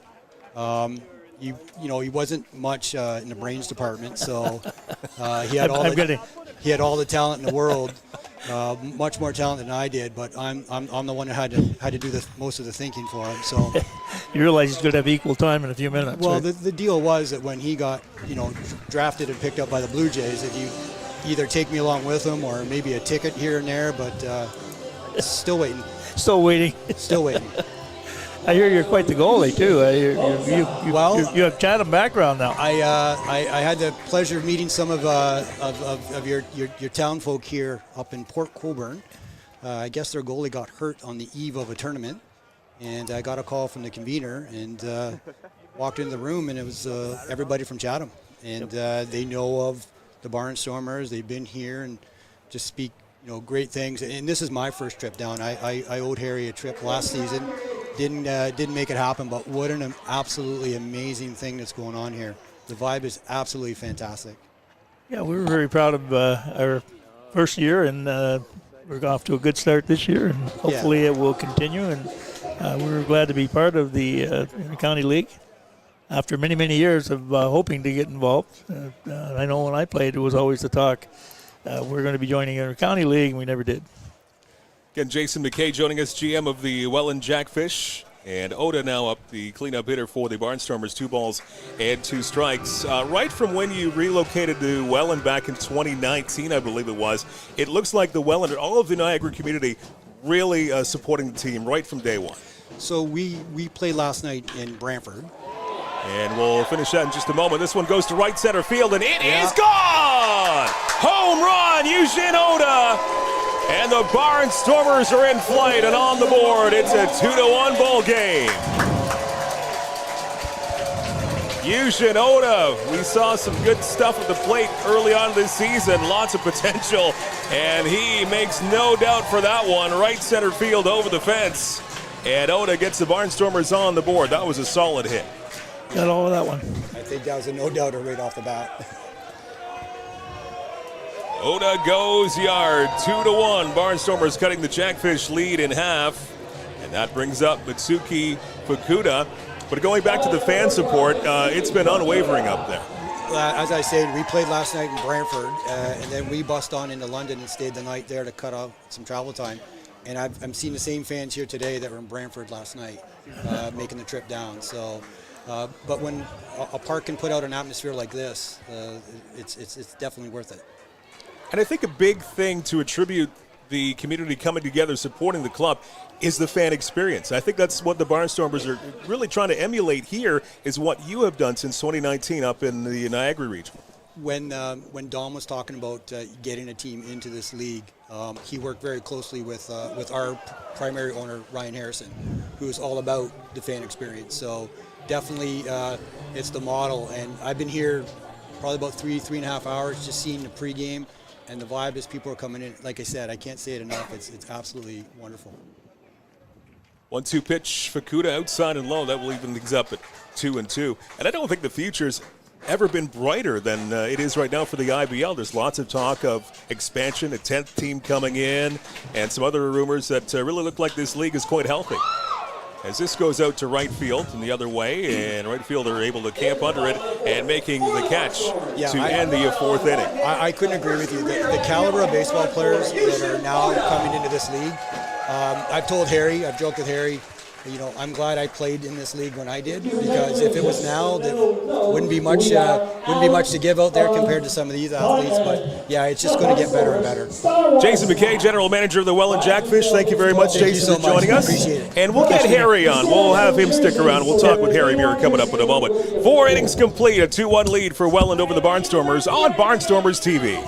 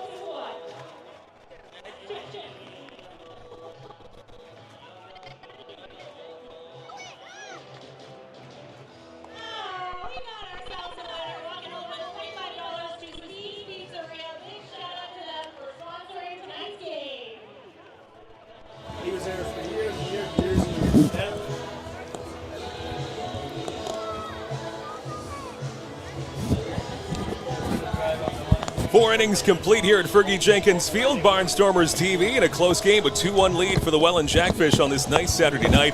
Mike Renier along with Ed Myers, Cole Dupuy, your producer, Dan Dominguez, our statistician, and 2 general managers of the IBL as well, as we had Jason McKay, the Welland Barnstormers, or Welland Jackfish GM. Now, Barnstormers GM, our good friend Harry Muir joining us. Thank you, guys. Glad to be here. He said a lot of good things about you. Yeah, so now well, you know. Turn that around again. Well, I got the benefit of going second, so who's the smart guy now, Jay? But again, 2 franchises that really make the fan experience number one by far. It's how enjoyable you will have at the ballpark. And again, the Barnstormers, a year and a bit in, you've knocked it out of the park, to be very cliche. Yeah, I think, that's like you said, Welland set the bar so high and set such a good example that we couldn't help but, want to follow in their footsteps. And like Jay said, the atmosphere is, I think, bar none. Welland does a great job. And what I like about our field is that we're just that much closer. And our 1,000 feels like they're 2,700. And it's, we're never going to have 2,700 fans here, but it feels like we do. And it's an awesome feeling. It's an awesome experience. Luther Gom and Furstake, the batters here in this top of the fifth. The Welland Jackfish, Harry Muir, general manager for the Barnstormers, joining us. And talking about attendance, that's going to be helped a little bit, actually very soon, within days, because you're expecting that grandstand to come in to expand the seating here. Yeah, those issues we had last year, we're hoping to get rid of some of those standing room only issues, and we're adding another 500 seats down the right field side. If it's your first... Didn't mean to cut you off. No, go ahead. Okay. Fly ball to center field. There's Marcus, fairly deep on the warning track. He makes the catch. That was an easy call. We all got a job to do, right? So, well, you kept us around for the second straight season, so I guess we'll have to do our job as well. We're anxious to get those seats in. If you haven't been to the ballpark yet, you'll notice that we've moved the first base bullpens to the right field, and we've extended concrete down the right field. So we're expecting those seats any day now, as they keep telling us. Any day. We promise. Swing and a miss. Nice off-speed pitch there from Akatsuka. And Gom with a one-strike count on him. This pitcher tonight, Akatsuka, he's a treat to watch. He's quite the spectacle. Yeah. And he's got a lot of talent. It baffles me. Jay was never that good of a baseball player, right? So Jay couldn't even throw with one arm. When this guy throws with two, it's mind-boggling, right? Like, here comes the shade. We're throwing shade now. I got to get him back. It baffles me, like how he switches to the left, switches to right, and you can't tell by looking at him by his mechanics if he's an actual lefty or an actual righty. And it just amazes me at his skill.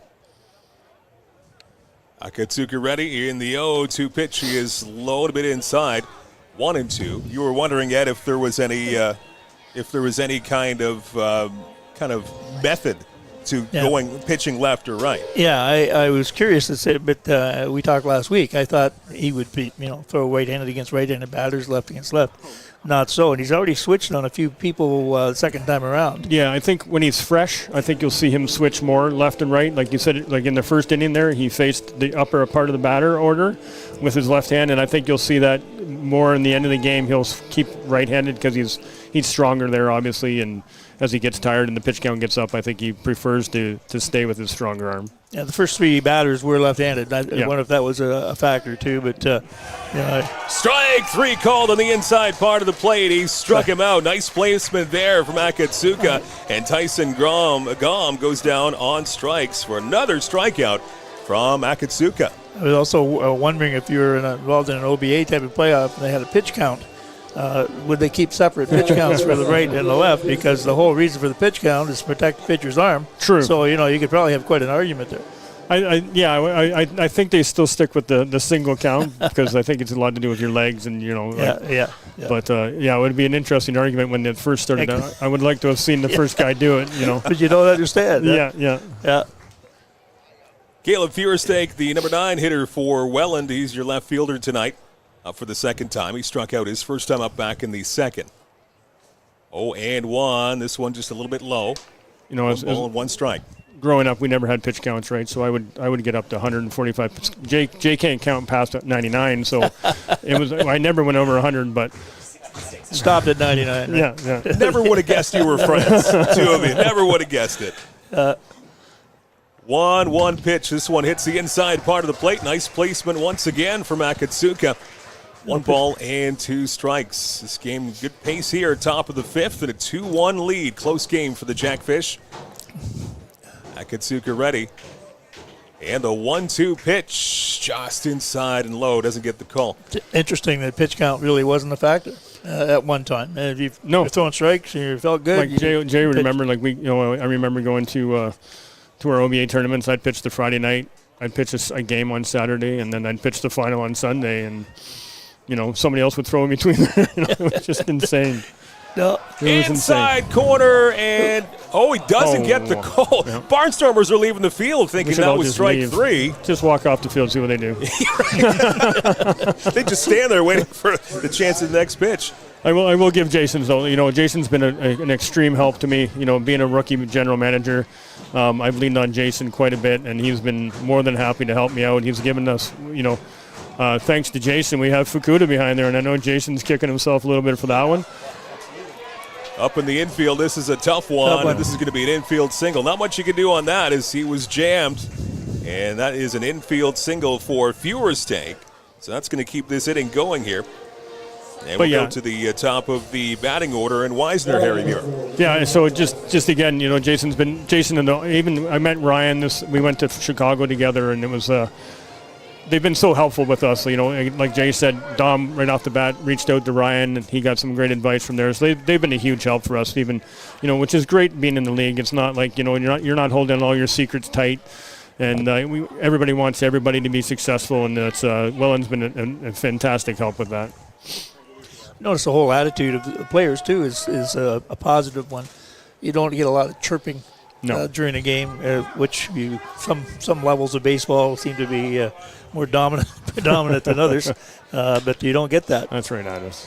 Wisner hits one to center field again, pretty deep, and that's going to be over Spencer Marcus's head and hits the wall. This is going to yield another run here for the Jackfish, as there is no throw to the plate, and Feuerstake comes in to score on a long double to straightaway center field, and an RBI double for Wisner. And that restores the Jackfish's lead to 2 once again. It's 3-1 for Welland.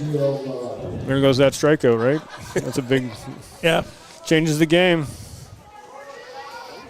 Doesn't get any easier here, too. You got the power in the middle of the order here for Welland as Morello comes up here. Jake Sanford right behind him. And a 3-1 lead for Welland, top of the 5th. Again, General Manager Harry Muir for the Chatham-Kent Barnstormers. Jason McKay, his counterpart for the Welland Jackfish, and longtime friends. This one a little bit low on Gio Morello. 1 for 2, a single back in the first inning. And struck out his last time up in the third. Look back at second, and this one slapped the other way to left field. That is going to fall in for a base hit. Rounding third and coming in to score for the 4th Jackfish run of the evening is Feuerstake. And now a 4-1 lead for the Welland Jackfish here on this Saturday night. But again, a great night other than this for you, Harry, this 4-1 lead for Welland right now, but another very successful theme night. You love doing this. Yeah. Star Wars night. Your lovely wife, she really gets into the spirit. Princess Leia She's a drama grad, so she likes to break out the antics every once in a while, for sure. She enjoys it. The kids get a kick out of her. There was a girl here that remembered her from last year, and her eyes lit up when she saw her again. And Stephanie remembered her. And close pickoff attempt at first, just getting back in there by a fingertip. Before Bakuta's got the quick feet and a great arm. Yeah, he's fantastic. Great pickup from Welland. Great pickup from Welland. Yeah, you mentioned that earlier. He came via Welland last year, correct? Jake Sanford, left-handed power hitter here for Welland. He's 0 for 2. And skies this one in the infield, left-hand side, third base. And getting under it and making the catch is Oda to end the inning. 2 runs in for the Jackfish in the top of the 5th. They take a 4-1 lead to bottom 5. Jason McKay, the general manager for Welland. Harry Muir for Chatham-Kent. Thank you, gentlemen, very much. Thank you. As we will be back with bottom 5 here at Fergie Jenkins Field on Barnstormers TV. Jason, nice to meet you. Anything you want. Everybody say.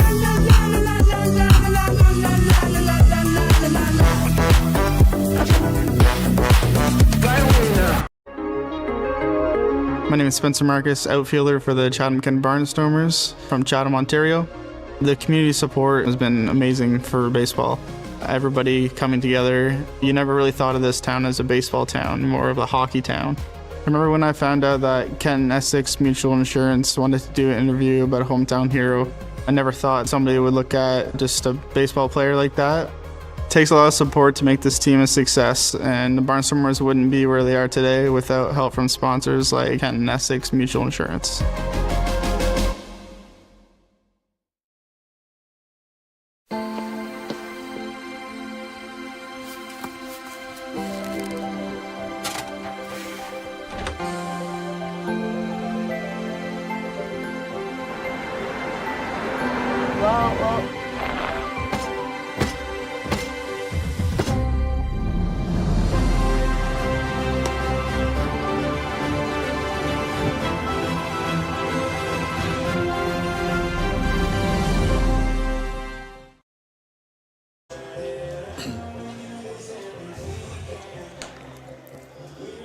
We've completed 4.5 here at Fergie Jenkins Field on your Saturday night Barnstormers TV. Mike Renier along with Ed Myers. 2 runs for the Jackfish in the top of this inning. They've expanded their lead to 4-1. Thanks again to Jason McKay and Terry Muir, 2 general managers going head-to-head here tonight. Both great gentlemen and good friends, too. They go back quite a ways. Yep, good to hear from both of them, both baseball guys from London. One ended up in Welland, one in Chatham. And Barnstormers are heading to London tomorrow. 5 games in 8 days. That stretch begins tonight with this one. London against the Majors tomorrow afternoon. This will be a 4-3 putout here off the bat of Haggett.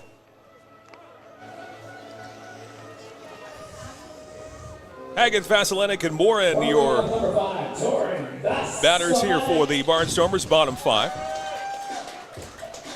Vasilenic getting the start at shortstop tonight.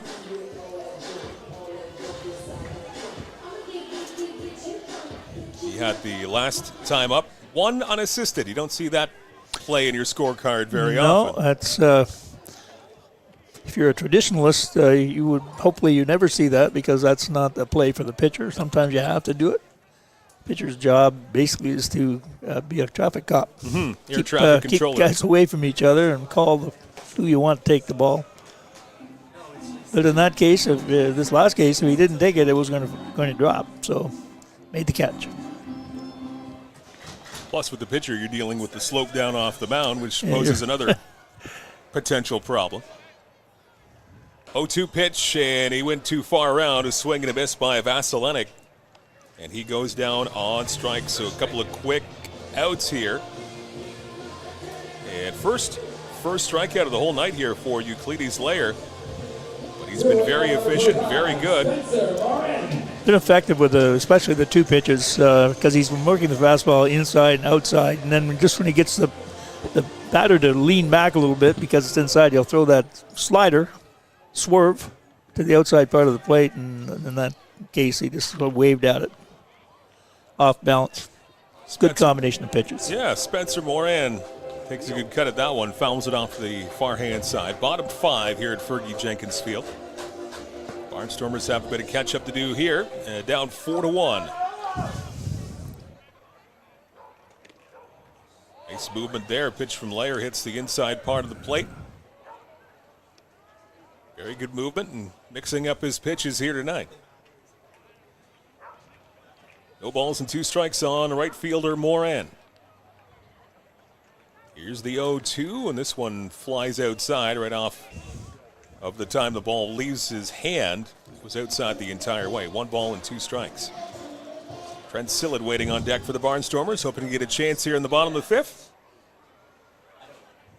1-2 pitch. That one rides outside. Does not get the call. And now the count even up. 2 balls and 2 strikes. Haven't had a lot of base runners. Just 2 hits overall for CK so far. This one rides in and plunks Moran on the upper arm, I believe. So he will take first base. So a hit by pitch, giving the Barnstormers a little bit more of life here in this bottom of the 5th. I don't know if that hit him on the elbow or the fingers. It looked like he might have hit him on the fingers. And you get the fingers pinched against the bat, you get that numb feeling. He's going to run it off. Halfway down the right field line. Looks like he'll be okay. That will bring up Trent Sillett, your first baseman tonight for the Barnstormers. Sillett 0 for 1. He grounded out to second base his only time up, back in the 3rd. Warren at first after being hit by the pitch. Barnstormers down by 3, and his slider goes outside out of the zone.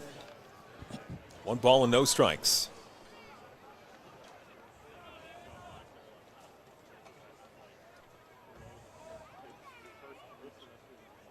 This one, swing and a miss. You look out to the field, the infielders and the outfielders play traditional straightaway. They're almost arbitrarily equidistant from each other. 1 ball and 1 strike. Trent Sillett gets some good lumber on this one, fouls it off to the right-hand side. Fans out in the grass, chasing after that foul ball. Once again, the pitcher Euclides Layer with a 1-2 count ahead of the count here on Trent Sillett. Runner at first and 2 down. Here's the 1-2, strike 3 called. He got the outside part of the plate. The fans here at Fergie not agreeing with the on-plate umpire Justin Snively, but that's the end of the inning. We have played 5 complete. And the visitors from Welland, the Jackfish, with a 4-1 lead over the Barnstormers. Back with the 6th in a moment on Barnstormers TV. Still selling critical illness insurance. Still selling retirement savings plans. Still selling group benefit plans. Still selling life insurance. Still selling disability insurance. Are you selling insurance? Not today. Play ball.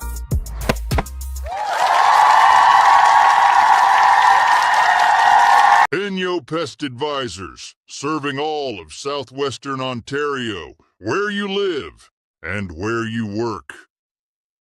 Inyo, bigger than bugs. Let me into my zone. Please don't let me into my zone. Let me into my zone. Let me into my zone. Let me into my zone. Please don't let me in. Yeah. Can't answer my phone now. Just leave it there, that tone. Ballin' can't beat me up, cause I'm back in my zone now. Cause I'm back in my zone now.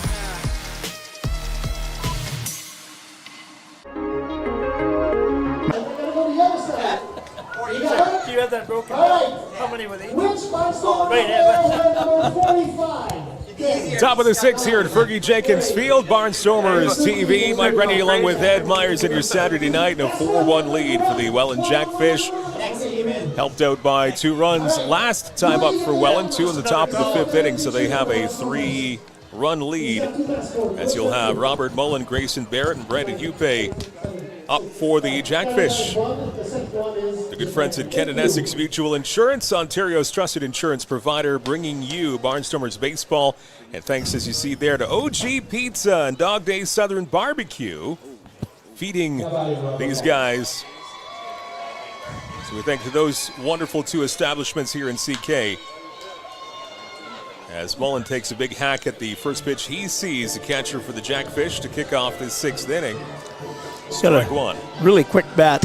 He's 2 for 2 with a home run in the first inning, and he jumps on those pitches.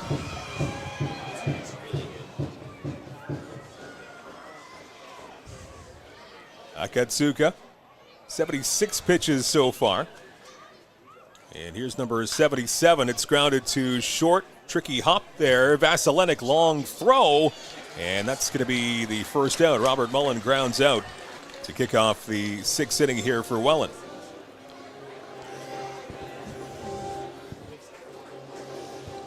I'll bring up Grayson Barrett now for the Jackfish, left-handed hitter. Each passing batter, we find out which side of the rubber that Akatsuka is going to pitch from. Yeah, it's there's no pattern, as we've mentioned a couple of times before. He seems to be quite comfortable. He's pitched well. He's really pitched well. There's no complaints. He had a little trouble last inning, but he got out of it. He's had no problem to this point. Gets back and throws strikes and gets out of innings, and he's a very strong pitcher. Count even up here at 1 ball and 1 strike. Top of the 6th inning here with the Welland Jackfish up by 3, a 4-1 lead over the Barnstormers. Barrett grounded into a double play his last time up. 6-3 double play. Nice defensive gem there by Torin Vasilenic to do the lion's share of that DP turning.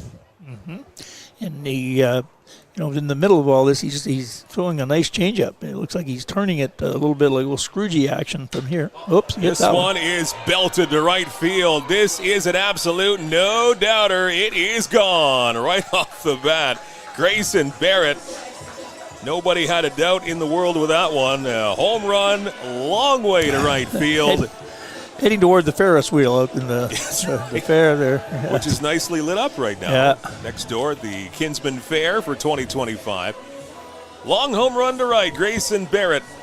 And it's now a 5-1 lead for the Welland Jackfish as they open up their biggest lead of the night.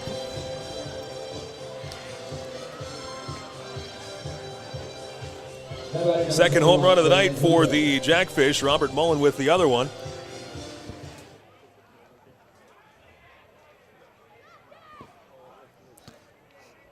It's going to bring up Brandon Hupy, the right fielder. And he catches the outside part of the plate. Jason McKay made a good point about having their starting pitchers ready to go when the season began, and how that's been a big factor up to this point.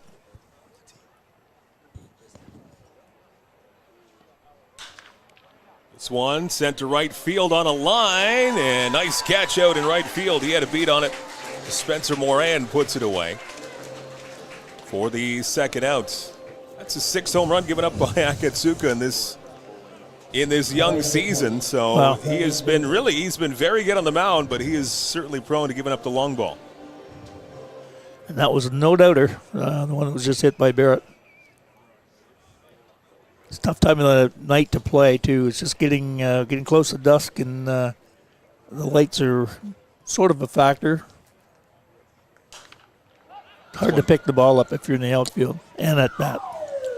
Brendan Luther fouls this one back. First pitch he sees, the second baseman for the Jackfish.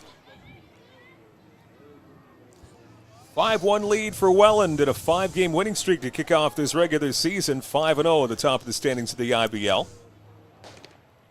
Nice movement there on that pitch from Akatsuka. Called strike.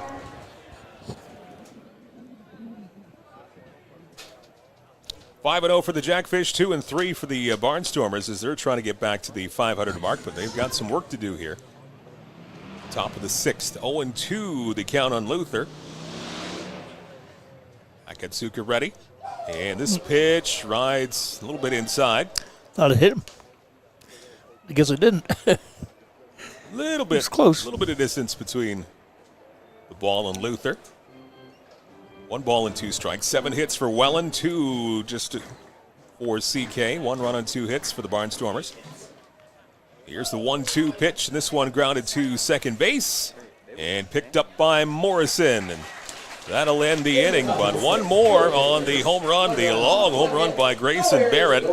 That extends the lead to 5-1 for Welland over CK as we go to the bottom of the 6th. It's Barnstormers TV. Look at that beautiful sunset here in CK. Back with the bottom of the 6th coming up in a moment on Barnstormers TV. My name is Spencer Marcus, outfielder for the Chatham-Kent Barnstormers from Chatham, Ontario. The community support has been amazing for baseball. Everybody coming together. You never really thought of this town as a baseball town, more of a hockey town. I remember when I found out that Kent Essex Mutual Insurance wanted to do an interview about a hometown hero. I never thought somebody would look at just a baseball player like that. It takes a lot of support to make this team a success, and the Barnstormers wouldn't be where they are today without help from sponsors like Kent Essex Mutual Insurance.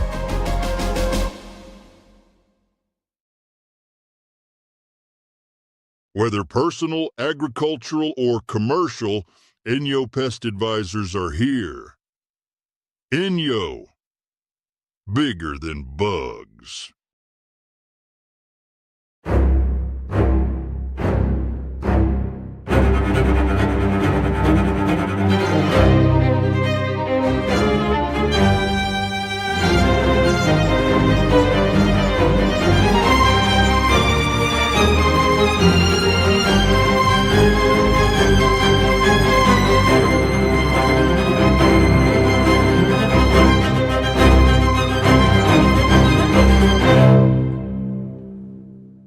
into the best summer. Back here at Fergie Jenkins Field, Barnstormers live. Mike Grenier along with Ed Myers, Cole Dupuis, your producer, Dan Dominguez, our statistician, Peter Cobb. Hear from him after the game on the field. Back to the top of the order, it's Marcus, Morrison, and Wagner in the bottom of the sixth. The Barnstormers have some catching up to do. And again, another nice slider thrown in there by Lair. Euclides Lair, he has been on point again tonight for the Jackfish. Marcus has a 13-game hitting streak going back to the 2024 season, and he's 0 for 2 tonight, so hopefully he can maintain that hitting streak. Does not agree with that call strike. He's in the hole, no balls and 2 strikes. Just 2 hits tonight for the Barnstormers. 1-2, and Marcus gets a little bit of that one. Fouled off the right-hand side. He's still alive at 0-2. It's flown out to left and grounded out to shortstop, 0 for 2. And as Ed mentioned, trying to keep that hitting streak going. Swing and a miss. That one again. And he just got thrown out of the game, I do believe, by the home plate umpire. And yeah, Justin Snively, I think, has thrown Marcus out of the game for arguing balls and strikes. He didn't make much of a spectacle of it, but I guess it was the words used. And Marcus looks like he is gone now after arguing the balls and strikes. And the fans are letting him know. Quickest argument on record. That was probably 1 or 2 words. That was it. So I think we've seen the end of Spencer Marcus thrown out after being punched out on strikes by Lair. Evan Morrison now strides in there for the Barnstormers. He takes the first pitch just outside. That hitting streak will go down the drain or down the tubes. That's true. That, yeah. There's no doubt about that now. It's still an impressive streak nonetheless. Swing and a miss by Morrison. Lair showing absolutely no signs at all of slowing down here, bottom of the 6th. He remains very strong. And a 4-run cushion. This one inside the dirt and low. His throwing action looks like he could throw all night. He slings the ball without very little effort, and very effective pitching. 2-1 pitch outside and low. And now Morrison in the driver's seat. He's up 3 balls and 1 strike.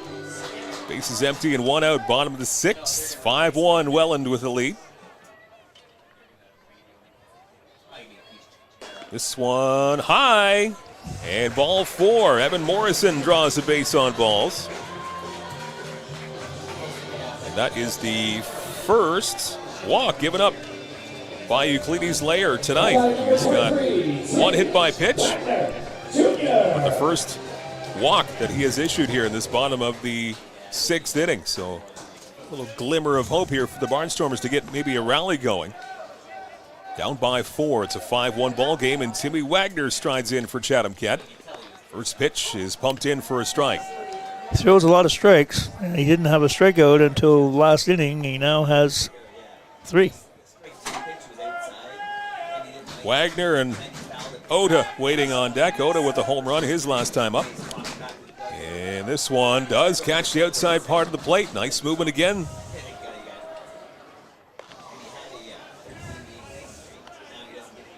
Oh, 0-2 on Wagner. 1 for 2. Singled back in the first. Here's the 0-2, and this one a chopper to short. Might be a double play. Second one on to first. Got him! Double play! And punched out at first, says Katrina Kadot. Again, the hometown fans disagreeing with that. But an inning-ending double play. 6-4-3, and we'll go to the 7th inning. We played 6 complete. It's a 5-1 lead for Welland on Barnstormers TV. Flip into the best summer ever at Great Lakes Gymnastics. Our PA Day, March break, and summer camps are packed with gymnastics, games, crafts, and non-stop fun, all in a safe, state-of-the-art facility. Spots are filling fast, so register today.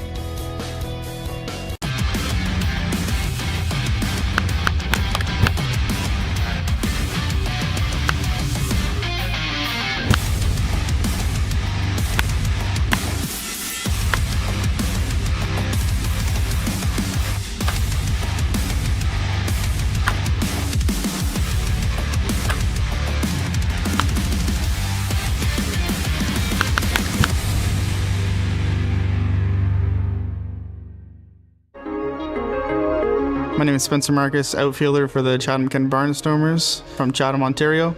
The community support has been amazing for baseball.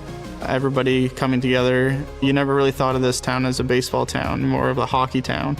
I remember when I found out that Kent Essex Mutual Insurance wanted to do an interview about a hometown hero. I never thought somebody would look at just a baseball player like that. It takes a lot of support to make this team a success, and the Barnstormers wouldn't be where they are today without help from sponsors like Kent Essex Mutual Insurance.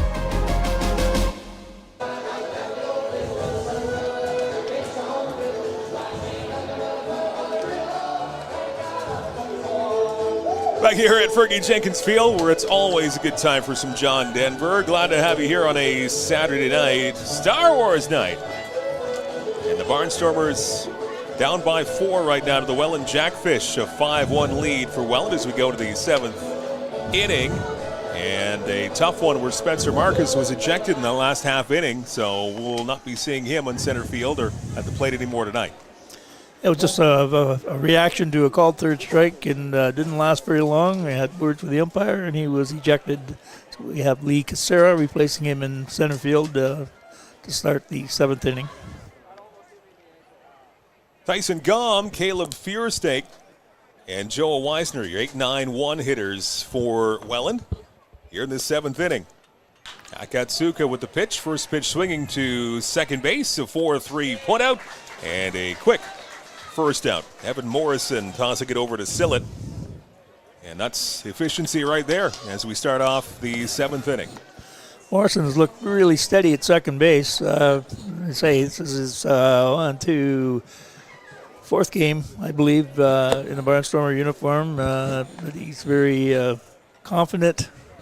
Second base, handles the ball well, releases the ball quickly, and is good with the bat. He's made a big impression with the Barnstormers to start the season. Pitch to Fiersteak inside and low.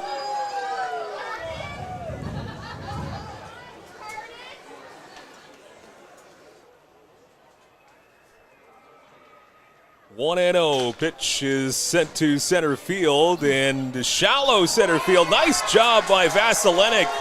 The shortstop going back, and he was able to stay with it in shallow center, so it's Vasilenik making that nice catch. And quickly there are 2 down in this top of the 7th. The batteries are mic'd out, but maybe I shouldn't do walk-offs. So do better. How about Defensively, you've certainly got a sure hand at shortstop in Torin Vasilenik. Jonah Weisner now back to the top of the order for Welland. 2 out and nobody on. First pitch from Akatsuka finds the outside part of the plate, strike 1. Akatsuka has pitched at 2 starts this year. He's put in 7 innings in both of his first 2 starts. He's now in the 7th inning of this game, so he's able to eat up some innings. This one a ride to center field, and this one is gone. A home run over the center field wall. Tattooing that one, Jonah Weisner, as he has his 2nd hit of the night, and that one a big fly. A home run, a solo shot, and now a 6-1 lead for the Welland Jackfish.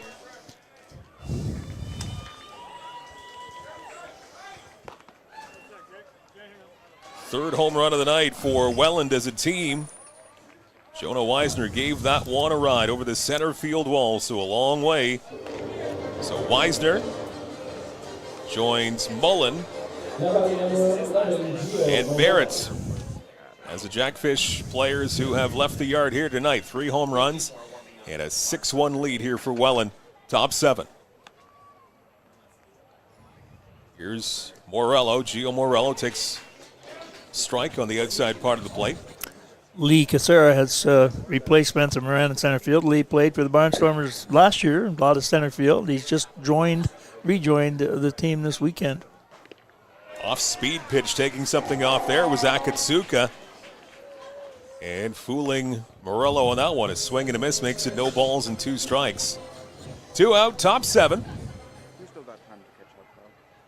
And the Jackfish, the last 3 at-bats, they've just been chipping away a little bit by bit. Now they've opened up a 5-run lead. Here's the 0-2 inside and low. Morello with 2 singles so far here tonight. He's 2 for 3. Strikeout sandwich between a couple of singles for number 11 for Welland. Katsuka's ready. And the 1-2 pitch is low. 2 balls and 2 strikes. Just thinking of Lee as a graduate of Chatham-Kent Secondary School, and proudly wearing the sweatshirt tonight. That's right.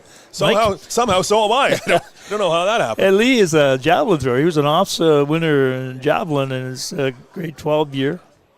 Inside and low, and now a 3-2 count. Interesting combination of skills for Lee. Haven't seen Lee a whole lot so far this season, but he's getting an opportunity now. I don't think he's been here the whole time. I think he's just rejoined the team physically this week. Akatsuka ready. Here's the 3-2 pitch, and this one is fouled off the foot of Morello. He has to take a little stroll around home plate, around the area, just to walk that one off. Just a little bit of discomfort. And this at-bat continues at 3-2. Speaking of the Casera family, the entire family are graduates of CKSS. Twin sisters, mother, father. And I believe they're here. I think I saw Rick before the game. I didn't see, fouled up to the left-hand side, and this will go out of play and fouled off. Sisters were basketball players for St. Clair College. So CK really well represented here tonight, CKSS. And well, they should be. Absolutely. We're a bit biased. That's right. And we're proud to be biased. Golden Hawks. Class of 98. 30 years for you as a teacher. 30 years. 3-2 pitch is low, ball 4. So a nice battle between Morello and Akatsuka. And Morello will win it with a multi-pitch walk.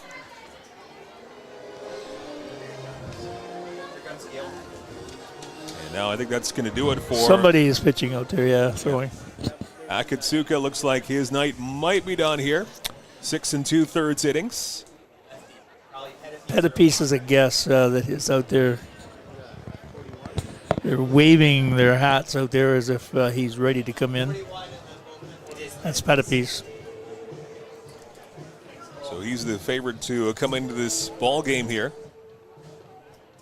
As Gil Rondon miniature says, oh, he's not going to take him out just yet. Just had a little conversation. All right. So Akatsuka will stay around for at least one more batter, but manager Rondon, a little bit of wisdom to impart on his pitcher. Pulling a Jack Morris, sending the manager back to the dugout. No, I'm not ready to come out. He was a fiery one for sure, to put it mildly. Not coming out.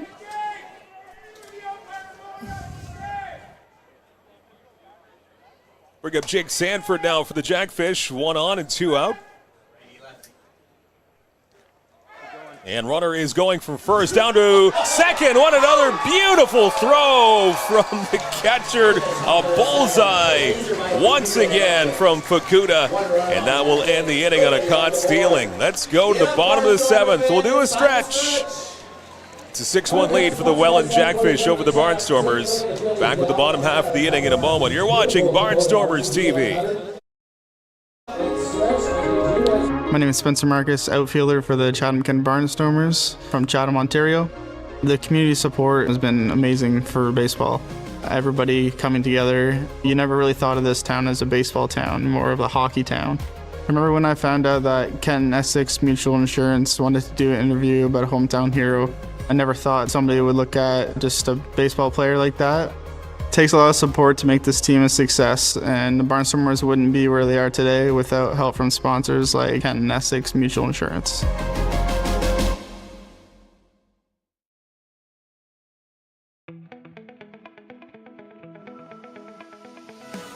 Attention business owners and marketers. Imagine your brand in front of a live, engaged audience, right here, right now. This space is the perfect opportunity to showcase your product, service, or message to viewers in real time. Whether you're looking to boost sales, build awareness, or grow your audience, we've got you covered. Don't wait. Secure your spot today. The second annual Barnstormers Golf Tournament takes place Tuesday, July 15th at Willow Ridge Golf and Country Club. Barnstormers' own Garrett Day will also be in attendance. To register, contact us at the emails on screen. Looking for a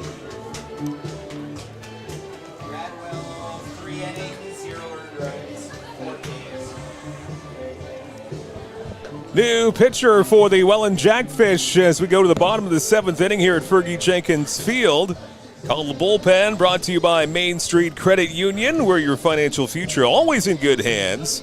Banking that's invested in you with Main Street Credit Union. With this call to the bullpen for the Welland Jackfish, and James Bradwell takes over for Euclides Lair. And what can you say about Lair? He was just very dominant in his 6 innings pitched here tonight. Yep, consistent around the plate. Had a good mix of pitches, threw hard, and finished his 6 innings and was given away to a reliever. Well-pitched game, for sure. 3 innings so far pitched this season for Bradwell, and he's punched out 4 batters. He comes in with a healthy 6-1 lead over the Chatham-Kent Barnstormers, so Bradwell goes to work against CK. First pitch he throws in the evening, just a bit outside. Yushin Oda, along with Fukuda and Haggith, your batters scheduled here in this bottom of the 7th after we stretched. Oda, the only Barnstormer run tonight with a big home run. He got all of it. And at the time, made it a 2-1 ball game in the bottom of the 4th, but since then, it's been all Jackfish as they've scored 4 unanswered. Just getting the line from Lair from Dan Dominguez. 6 innings pitched, just that 1 earned run. And very economical. 72 pitches is all he threw in the 6 innings, only walking 1. And you throw in a hit by pitch for good measure. 2-1 on Yushin Oda of the Barnstormers, leading off the bottom of the 7th inning. Pitch is low, and Ota in control, 3 balls and 1 strike. Barnstormers trying to chip away here, down by 5. Trying to stop a mini 2-game losing streak. Here's the 3-1, and it catches the outside part of the plate. That is not what Oda thought happened there, and that's pretty much the case of the three-quarters of the fans here at Fergie Jenkins Field, too. Not agreeing with some of the home plate umpires' calls here tonight. Already ejecting Spencer Marcus a couple of innings ago. We're arguing the balls and strikes. 3-2 pitch, and this one fouled off to the left-hand side and well out of play. Spencer Marcus, again, did not have the greatest relationship in one of the at-bats earlier in the game, and he was tossed. Those things happen. I say it was more of a reactionary thing than anything else. Once again, the 3-2 pitch is strike 3 called on the inside corner, and looking back in a bit of disbelief is Oda. He was, I believe, striding down to first base, thinking he got a walk. I think he thought it was a ball. Home plate umpire Justin Snively having a rough time with the Barnstormers and their fans tonight, not seeing eye to eye in a lot of things.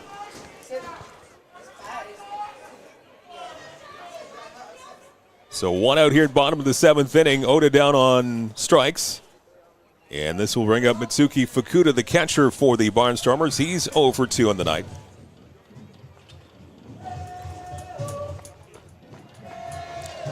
Sun is going down. It's starting to feel a little cooler. Shades of earlier on this morning, although the wind has gone down. The wind was quite the factor earlier on today, but much calmer. Flags are fairly limp up there on the scoreboard.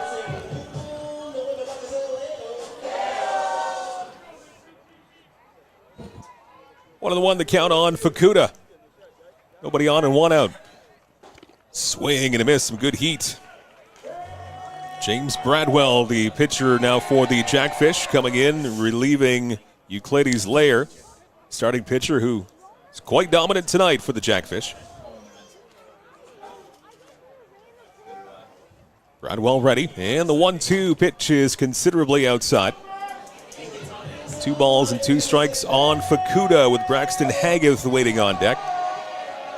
And if we get that far, Torin Vasilenik, your shortstop.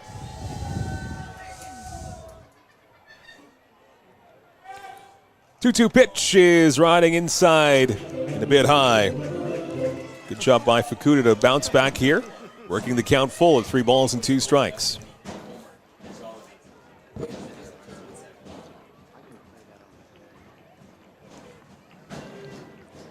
3-2 pitch, and this one sent to first base on a soft liner. And right there, making the relatively easy catch was Grayson Barrett. Jammed him. That ball in on his fists and sort of popped it to the first baseman. Two up, two down here for the Barnstormers. Trying to keep this inning alive is Braxton Haggith, now your left fielder for the Barnstormers. He's 0 for 2. He flew out to center field first time up, grounded out to second his last time up a couple of innings ago. First pitch from Bradwell is just a bit outside. Bradwell does not get the call. Ball 1 on Haggith. Barnstormers on the road tomorrow in London to take on the Majors. Kick off a 3-game road trip this week. This one inside. 2 balls and no strikes. London, Guelph, and Brantford, your 3-game road trip for the Barnstormers before they come right back here, back home 1 week from tonight. Toronto will be in town next Saturday evening. This one catches a little sliver of the plate. And once again, not many people agree with that call here at Fergie Field. 2-1.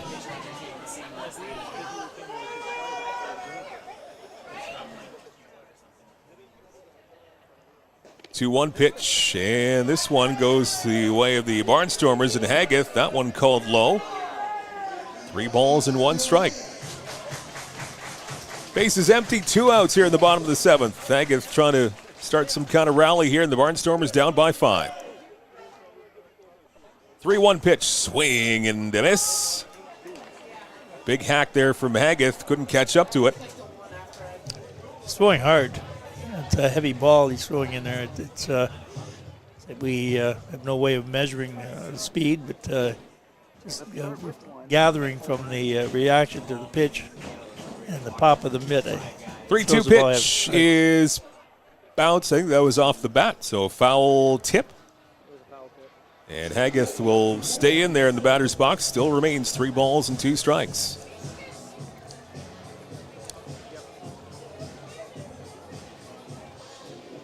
Nice evening here at the park. Backdrop of Memorial Arena parking lot and the annual Kinsman Fair. 1 more day to go tomorrow to enjoy the fair. 3-2 pitch, outside and high. That's going to be a 2-out walk to Braxton Haggith.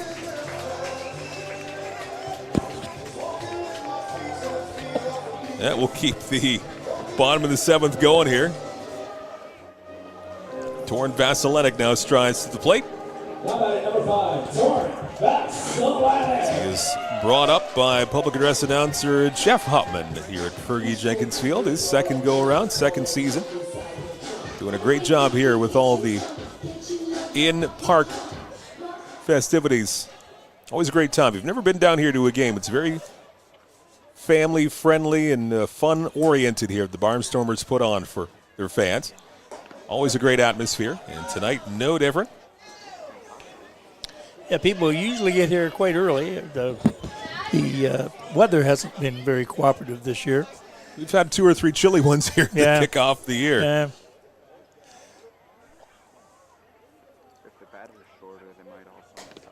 And Vasilenic with a good eye as he works the count in his favor. 2 balls and no strikes. The Barnstormers shortstop. James Bradwell, your pitcher here in the 7th inning for the Jackfish. Especially if they're really short, though. This guy is not really short. No. Chatham-Kent still stuck at 2 hits in this game. This one outside once again. And now 3 balls and no strikes to Vasilenic. Just those 2 hits for CK. You've drawn a couple of walks. 2 walks and a hit by pitch.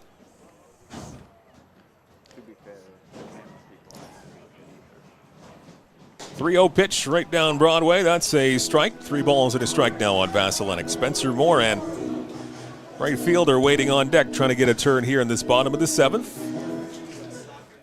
Barnstormers just trying to chip away here. Time is slowly running out, though, in the bottom of the 7th.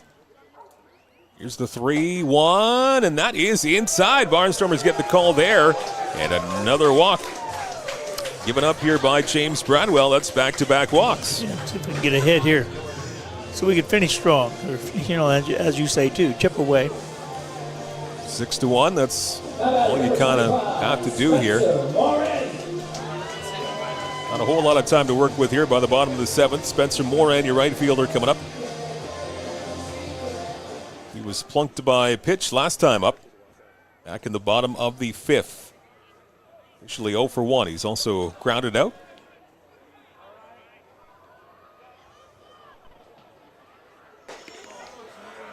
Haggith at second and Vasilenik at first. And that one called a strike on Spencer Moran.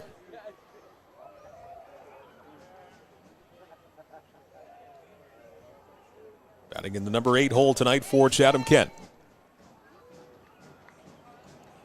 Here's the 0-1 from Bradwell, and that one catches a strike zone once again. So rebounding after 2 straight walks here, it's 0-2 on Spencer Moran.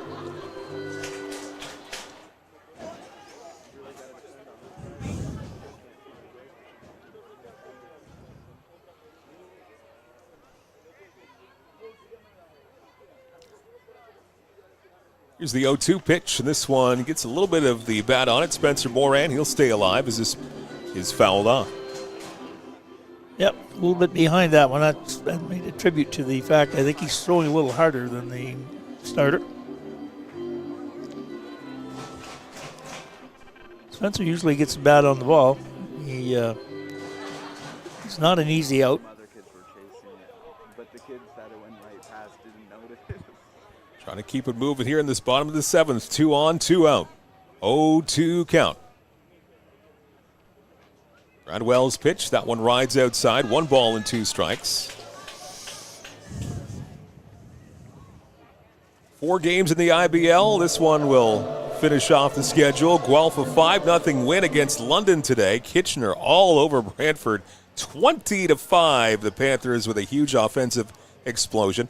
And a much closer game. Hamilton beats Barrie today 2-1 over the Baycats. 1-2 pitch, and this one again jams the batter Moran. Able to get a little bit of the bat on it and foul it off that far side.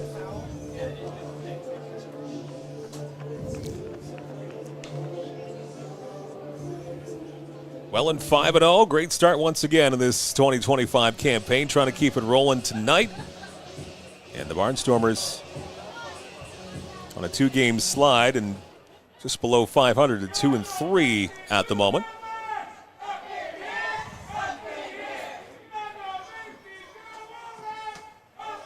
One-two pitch, swing and a miss as the pitch tailed outside and low, and Moran chased it for a strikeout to leave 2 on. A couple of walks left on base, and we have completed 7 innings here at Fergie Jenkins Field, the corner of Tweedsmuir and Queen in Chatham. It's a 6-1 lead for the Welland Jackfish. You are watching Barnstormers TV. Looking for a fun, active way to keep your kids moving? At Great Lakes Gymnastics, our recreational classes are all about building strength, coordination, and confidence, all while having a blast. And when it's time to celebrate, we throw birthday parties kids will never forget, packed with games, gymnastics, and tons of smiles. In our safe, state-of-the-art facility, every child gets the chance to shine. Join the fun at Great Lakes Gymnastics, where every day feels like a celebration.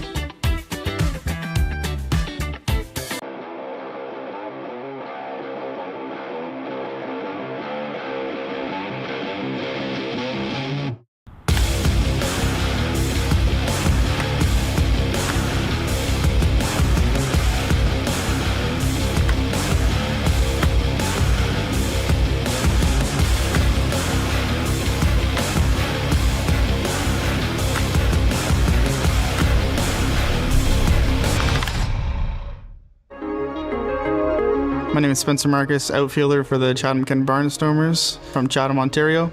The community support has been amazing for baseball. Everybody coming together. You never really thought of this town as a baseball town, more of a hockey town. remember when I found out that Kent Essex Mutual Insurance wanted to do an interview about a hometown hero. I never thought somebody would look at just a baseball player like that.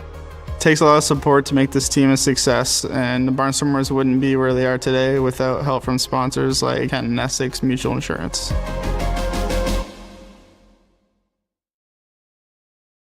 It's us again.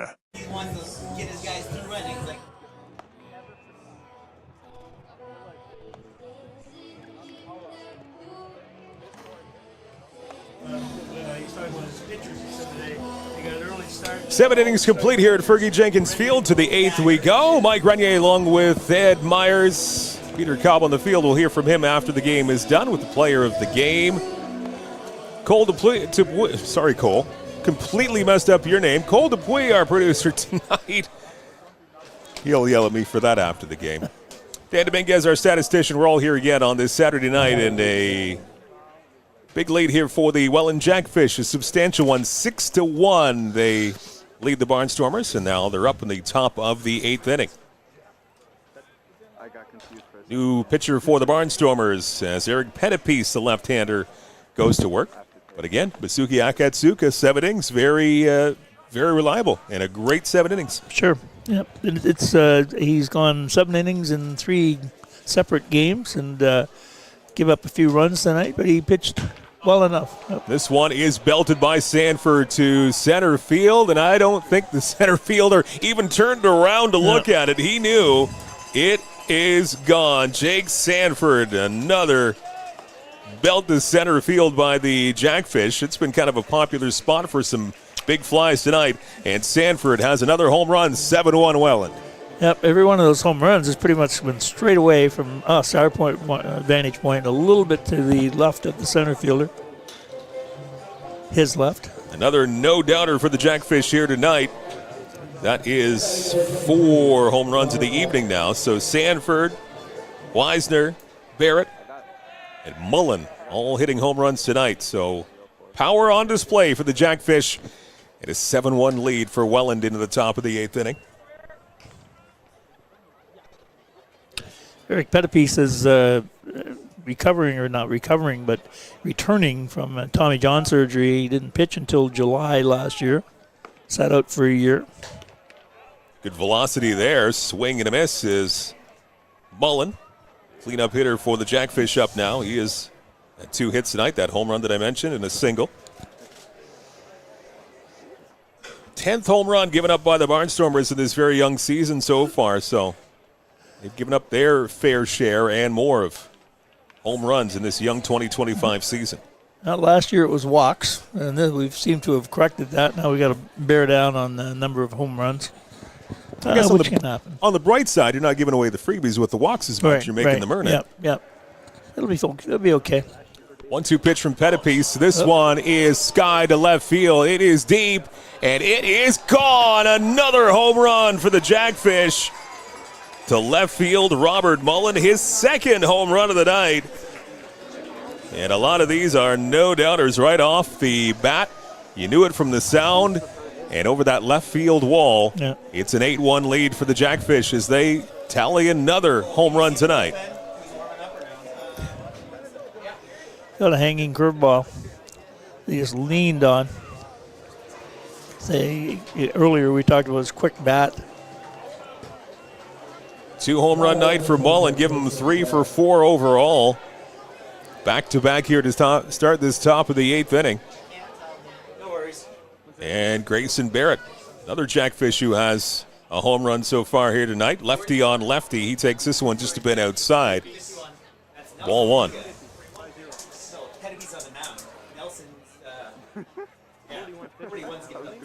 Pettipiece, and his pitch jams Barrett a little bit, and he fouls it off. Barrett, Hupe, Luther, next 3 up here for the Jackfish. Eric Pettipiece, 2nd pitcher of the night for the Barnstormers. Akatsuka able to eat up 7 innings on the mound. This one from Barrett off the end of the bat, fouled off to the left-hand side. Pettipiece ahead of the count, 1 ball and 2 strikes.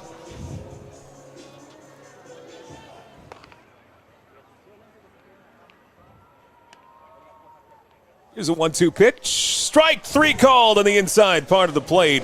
He struck him out. Nice movement. Good placement there from Pettipiece. His first strikeout of the night.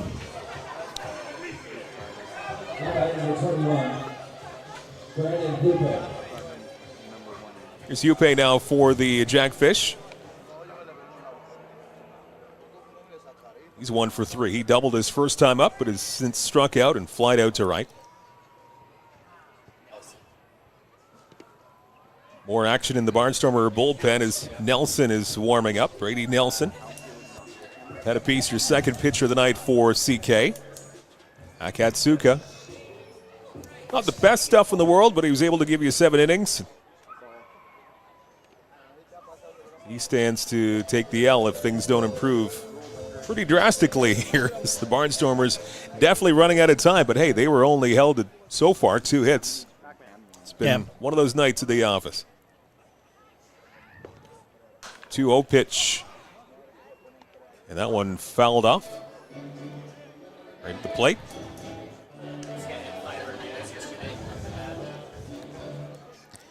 Well, as we said too, it's very early in the year, and Welland is a very established team, and they're a very good team. They play good ball. Not to take anything away from them, and let's see if the learning curve can go up for the Barnstormers as the season progresses. This one's skied off to the right-hand side. It looks like it's going to drift into the crowd and out of play foul right-hand side. 2 balls and 2 strikes. No fatigue for the Jackfish. I believe this is their 3rd game in 3 nights, if I'm not mistaken. So they've had quite a run of games, which again, as we mentioned earlier in the broadcast, every team goes through it a bunch of times in the season. But Jason had said they were in Brantford last night and stayed in London overnight last night to make the trip back through to Chatham today, which was a good move on their part. Ground ball to third, and from the hot corner, this one goes high, sails over the head of Sillett. That's going to be an error on the third baseman, and Ota just got too much on that throw and sailed over the head of Sillett. So an error on the third baseman will keep this thing going here. Still just 1 out. And Hupe will take his spot at first base. Here's Luther.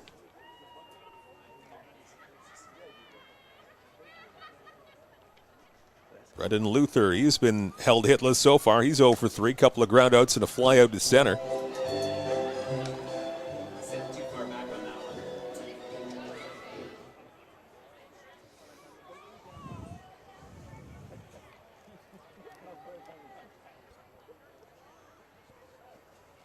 Pettipiece ready. He comes to the plate to swing and a miss. Takes a little bit off there.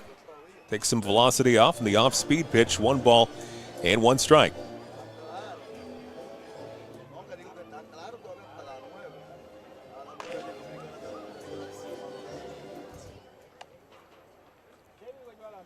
Left-hander Pettipiece takes a glance over to first, comes to the plate now, and doesn't get the call from the home plate ump.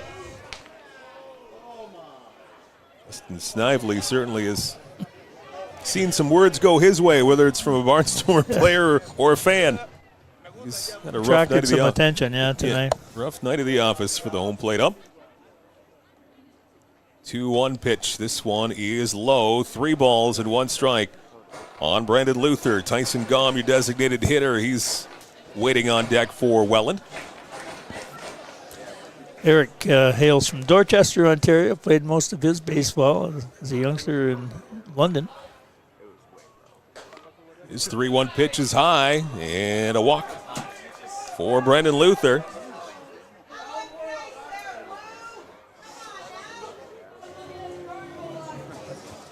So 2 men on now for Welland. 2 on, and still just 1 out in this top of the 8th inning.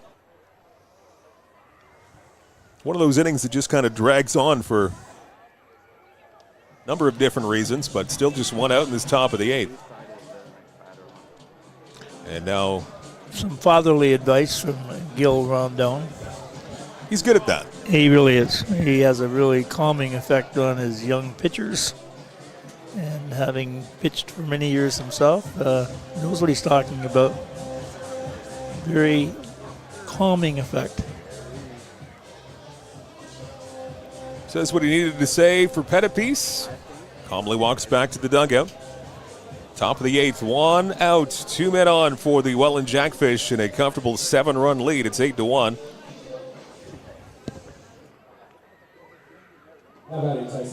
Tyson Gum, the designated hitter, as mentioned, 0 for 3.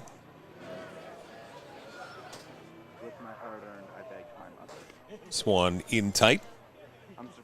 Ball 1. 3 home runs in just the last couple of innings here for the Welland Jackfish. They've scored 6 of their 8 runs in their last 4 at-bats. Relatively low scoring. It's a 2-1 ball game, top of the 5th. And since then, the Jackfish offense has slowly but surely taken over in a 7-run lead. 1-1 the count on Tyson Gum. Swing and a miss. Some good heat there from Pettipies. Maybe listening to some of that advice he just got from Gil. Got to finish strong. It's this early in the year, you got to focus and regroup and finish strong. Looking back at second, a couple of times. Pettipies comes to the plate, swing and a miss. He struck him out. Nice heat there from Pettipies.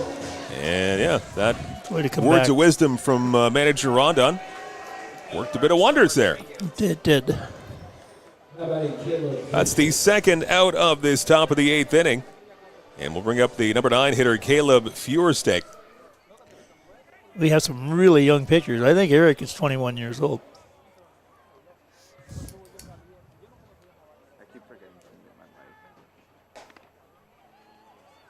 His pitch just a little bit outside. All 1 on Feuersteak. 1 hit and 3 trips to the plate. He is singled. He struck out. He's lined out softly to short. Inside 2-0.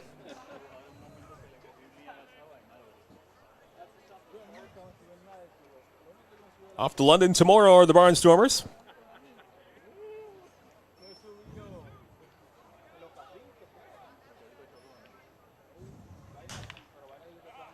This one, good hack by Feuersteak. He sends this one foul off the other way. And there they go.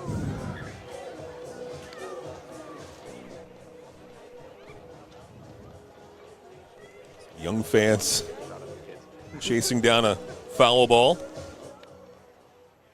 Shut the fuck up.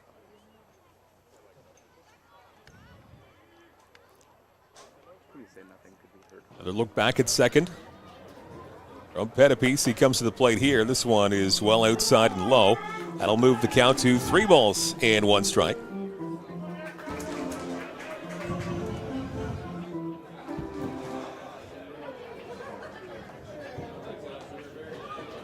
Welland gets a day off tomorrow. They'll actually be the only team in the IBL not playing tomorrow. Swan off the end of the bat from Feuersteak once again. He remains alive at 3 balls and 2 strikes. Chatham-Kent in London tomorrow afternoon. Barrie will be in Kitchener, Brantford in Toronto, and Guelph and Hamilton. So 8 out of the 9 teams back at it for your Sunday and a busy afternoon. But Jackfish tonight wrapping up 3 games in 3 nights. So we'll be welcoming a few days off here. 3-2 pitch, and this one again jamming the hitter Feuersteak, and he sends it foul off the other side again. And this at-bat, bit of a battle between these two. 3-2 and 2 out.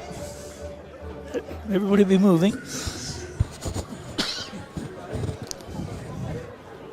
2 runs in for the Jackfish. Back-to-back home runs to kick off the inning from Sanford and Mullen. And 2 more on board here for Welland. Pettipies, 3-2 pitch, and this one is grounded to short. Vasilenic, long throw over, and that's high over the head of the first baseman, Sillett. Another error in the infield, and that's going to yield another run. As Hupe will come in to score. Hupe reaching on an error, and an error brings him in. It's a 9-1 baseball game here for Welland as they tack on yet another one.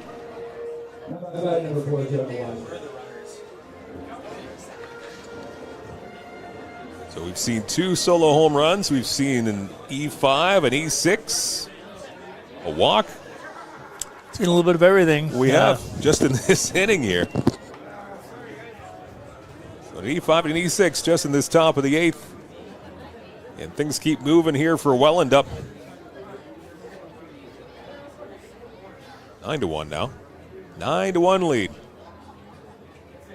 This one rides in on the batter Meisner and hits him. And kind of wonder if tempers were going to start to bubble over a little bit there. The umpires looked like they jumped out fairly quickly to quash any tempers here. But 9-1 lead here for the Welland Jackfish, and a hit by pitch once again as Jonah Weisner will take his place at first base. And now this will be a bat-around inning. 9th batter in this 8th inning for Welland, Gio Morello. There goes the scorecard. Yeah. Got to get him out. Yeah, there's no other choice here. Bases full of Jackfish, already 3 in. 2 out, 9 runs, 11 hits, no errors for Welland. 1, 2, and 2 here for the Barnstormers. Both of the errors for Chatham-Kent in this half inning. And the pitch from Bettepiece is outside. Not getting the call, not getting the benefit of the doubt here in this top of the 8th. Morello's been on base 3 times out of 4 so far tonight. Swing and a miss, good movement there.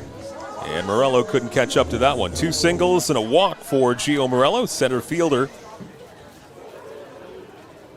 Also striking out back in the 3rd inning. That's his night so far.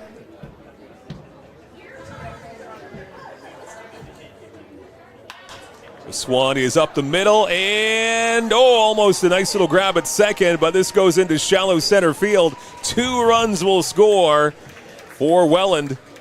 And now this is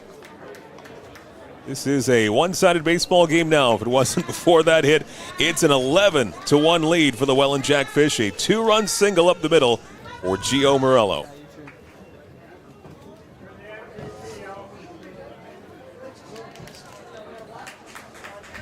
Long top of the 8th here. And now Gil Rondon will go to the bullpen. And not the greatest of outings here in this 8th inning for Bettepiece. As we go to the bullpen once again, relief pitcher for Main Street Credit Union. Your financial future always in good hands. Banking invested in you with Main Street Credit Union. This called the bullpen for the Barnstormers.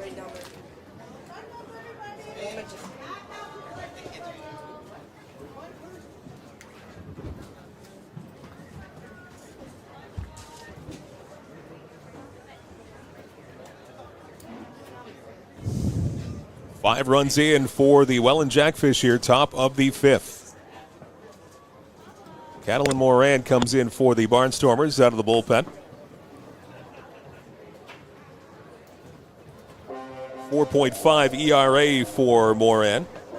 Just his 2nd game of this young season. 2 innings pitched so far and a couple of hits.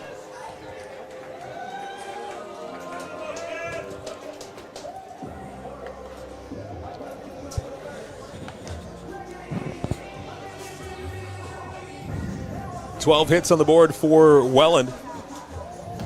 And 11 runs, 5 of them just in this half of the 8th inning alone. As Moran has his warm-up pitches. Glad you're with us here on this Saturday night, wherever you're looking in from. With Kent Essex Mutual Insurance, Ontario's trusted insurance provider, one of the great sponsors making these broadcasts possible on Barnstormers TV. Again, we thank a couple of great restaurants for feeding the players here tonight. Your athlete meal sponsors. Great menus at OG Pizza on McNaughton Avenue in Chatham. And Dog Days Southern Barbecue, another great spot too. So we thank for those restaurants for feeding the guys. OG Pizza and Dog Days Southern Barbecue. Catalin Moran gets closer to getting ready here. I think he is ready to officially enter this game. Top of the 8th inning continues. It seems like we've been in this inning for about three and a half hours now.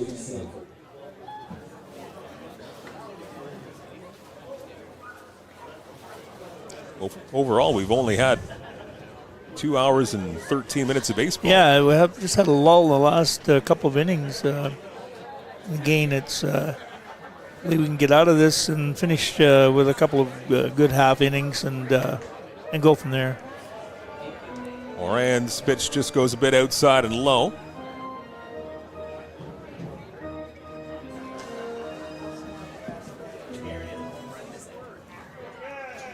Tenth batter of the inning for the Jackfish. This one is a strike, catching the outside part of the plate.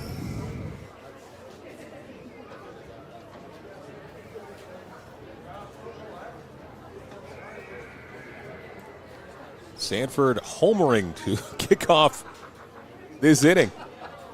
Fouls this one off. Sanford and Mullen went back-to-back. Seems like a while ago. I'd say there's a little bit of everything this inning. Didn't see the time that this top of the eighth began, but it does seem like quite a bit. But yeah, this ball game began 2 hours and 15 minutes ago. So up until this inning, it was quite a quick pace to the game. Moran ahead of this hitter, 1-2 on Sanford, who now steps out for time. 10th batter of this inning. A big breakout here for the Welland Jackfish, who are well poised to go to 6-0 in the season.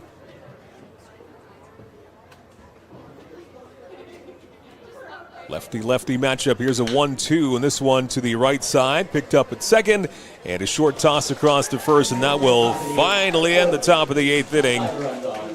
But not before the Welland Jackfish push aside 5 runs and now have a commanding 11-1 lead on the Chatham-Kent Barnstormers. To the bottom of the eighth we go here at Fergie Jenkins Field.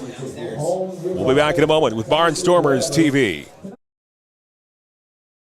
It's us again. Enyo Pest Advisors, 226-627-4944. Enyo, bigger than bugs.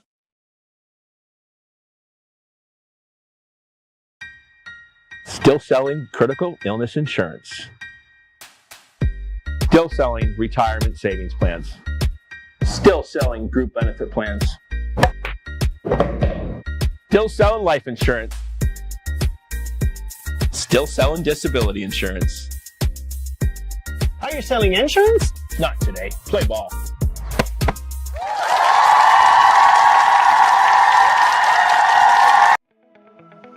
Want to get your brand in front of a live audience? This spot could be yours. Reach engaged viewers in real time and make an impact. Don't miss your chance. Contact us today to get your ad here. The Chatham Barnstormers have multiple summer camp opportunities available. Chatham's week-long summer camp from July 7th to 11th. Leamington's week-long summer camp from July 14th to the 18th. Then we head back to Chatham from July 21st to 25th. Wallaceburg summer camp between July 28th and August 1st. And finally Dresden summer camp between August 4th and the 8th. Contact us today at the email on screen. At Great Lakes Gymnastics, it all... Gom is catching.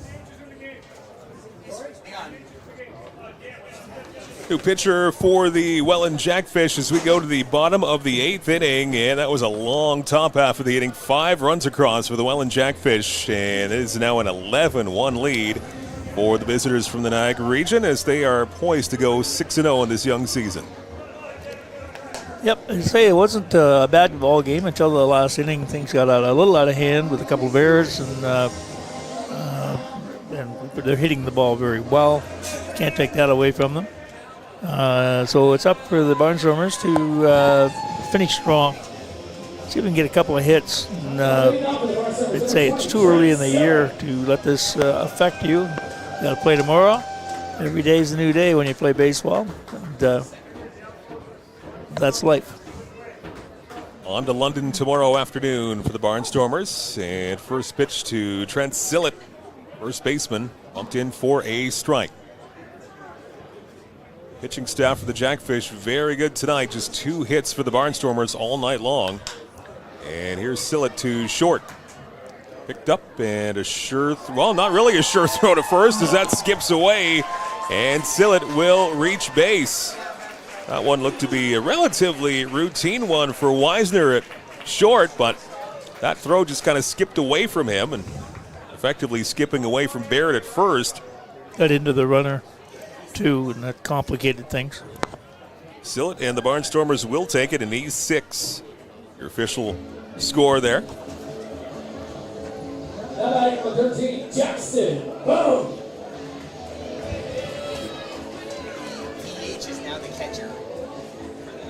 Jackson Moon.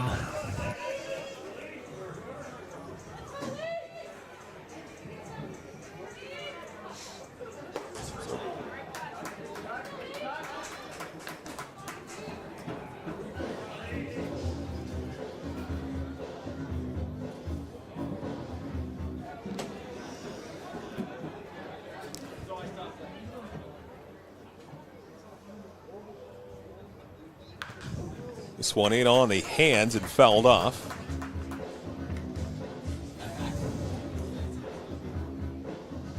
Jackson Moon up here for the Barnstormers. I was going to say Jackson is a homegrown Chatham product.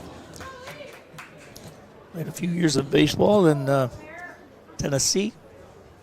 Has just graduated. Spencer Marcus beginning the ball game and spending most of it in center field and leading off, and then gets tossed by the home plate umpire arguing balls and strikes. So Lee Cusera filled in for him. Now Jackson Moon. Bottom of the 8th here for the Barnstormers, down by 10. Moon behind, no balls and 2 strikes.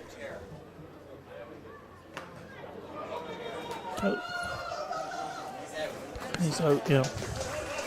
Swing and a miss there. Man on first base. So he strikes out, and then that goes right to the backstop. So man on first base, the batter is automatically out, and that runner can advance at his own risk.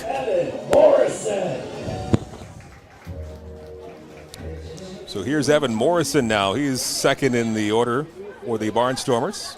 His 4th time up. This is a 2-hopper, a little funny hop at second base, but an easy throw across. And Morrison is retired. He is now 0 for 3 on the ball game, throwing a walk there.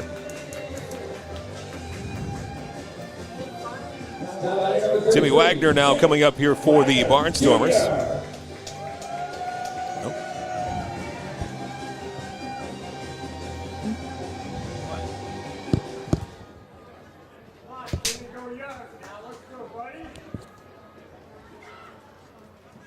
DH tonight for the Barnstormers. Grounded into a double play last time around, did Wagner. He's got a base hit. He singled back in the first.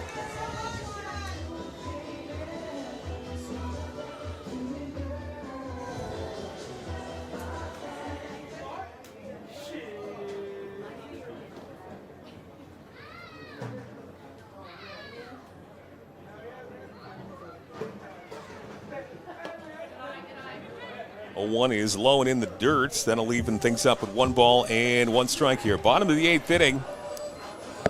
Barnstormers with a runner at third, but down by a whole lot, down 11-1. Trent Sillett began this bottom of the 8th, reaching on an error. He's found his way to third base, but 2 out. 2 strikes on Wagner. This one is low and in the dirt once again, outside. Nice play by Gom behind the plate. Gom has moved from DH to behind the plate, placing Robert Mullen at catcher. Some defensive changes on both sides here late in this ball game. This one is grounded foul. Well, our loyal fans are still whooping it up below us. There's still a few. Actually, there's still a good handful of people still in the stands. Well, I love the attitude of our fans. And a couple of pitchers came off and after not having a good outing. They all were giving them some cheers and encouragement. That's good to see. Get your money's worth out of the game. 2-2 pitch is just outside. And 3 balls and 2 strikes. Timmy Wagner, Yushin Oda third baseman waiting on deck, your cleanup hitter for the Barnstormers. About to embark on a 3-game road trip after the game tonight, starting off in London tomorrow afternoon.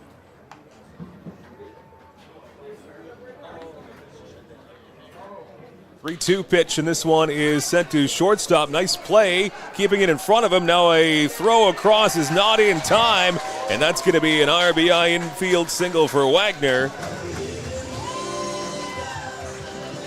And the second run of the night coming across for the Barnstormers. It's now 11-2. Still hustling, and that's so important. Wagner certainly ran that one out. It's pretty quick. Got down there in a hurry. Just the third hit of the night for the Barnstormers. Second run comes across.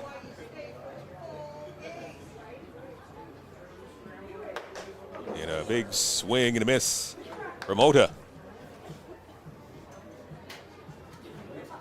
He's responsible for the other Barnstormer run tonight. He has a home run.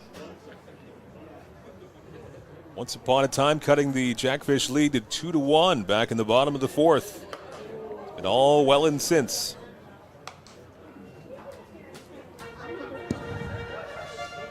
Welland scoring 2 in the fifth, 1 in the sixth, 1 in the seventh, and the big one, the 5 spot, top of the eighth.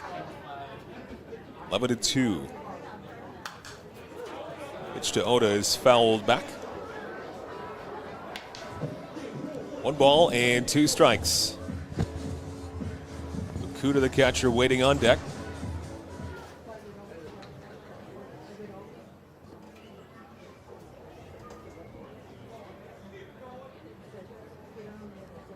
One-two pitch, and this one trails outside. This will even up the count at 2 balls and 2 strikes.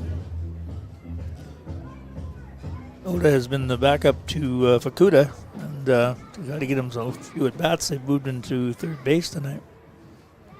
Here's the 2-2 pitch, and this one outside and low will fill up the count. 3 balls and 2 strikes on Yushin Ota. Wagner at first, reaching on that infield single and driving in a run as Sillett came in with the Barnstormers' second run of the night. 3-2 pitch. Oh, he got him on the inside part of the plate. Ota looked like he was strolling down to first on a walk and punched out by the home plate umpire. And that's going to do it for the bottom of the 8th inning. 8 complete, 11-2. Welland with a big lead. We're back to the 9th in a moment on Barnstormers TV. At Great Lakes Gymnastics, it all starts with our state-of-the-art 12,000 square foot facility built to inspire movement, confidence, and growth. From preschool to recreational classes, our programs are safe, structured, and designed to help every child thrive. For athletes with big goals, our competitive team trains year-round with experienced coaches and competes across Ontario. Whether you're just getting started or aiming for the podium, Great Lakes Gymnastics is where greatness begins.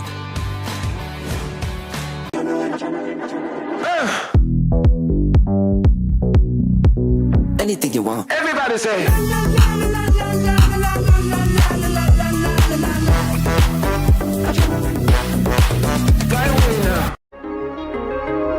My name is Spencer Marcus, outfielder for the Chatham-Kent Barnstormers from Chatham, Ontario. The community support has been amazing for baseball. Everybody coming together. You never really thought of this town as a baseball town, more of a hockey town. I remember when I found out that Kent Essex Mutual Insurance wanted to do an interview about a hometown hero.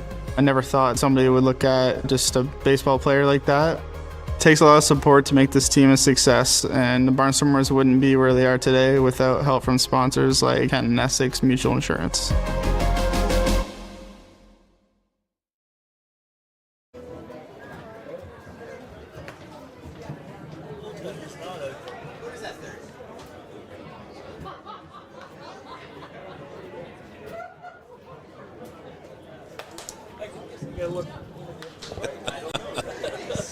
Back to the top of the 9th here at Fergie Jenkins Field. Mike and Ed with you as we are deep into the night now. 11-2 win for 11-2 lead for the Welland Jackfish as they look for their 6th straight win. 1 inning away from that happening. Now a pinch hitter is coming up here for the Jackfish as Marchese, number 34, will be strolling in. left-handed batter.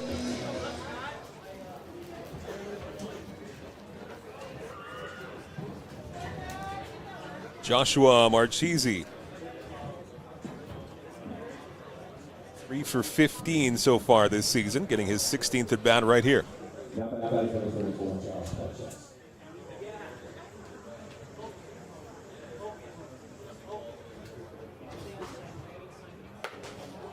Warren's pitch outside and low. Josh Marchese, the pinch hitter here for the Jackfish. 11-2, Welland with the lead. And they will be the only team not playing tomorrow in the IBL on this Sunday. The other 8 teams will be going at it in action on Sunday. Barnstormers will be in London to take on the Majors for an afternoon game, starting a 3-game road trip. Pitch is outside and low from Moran.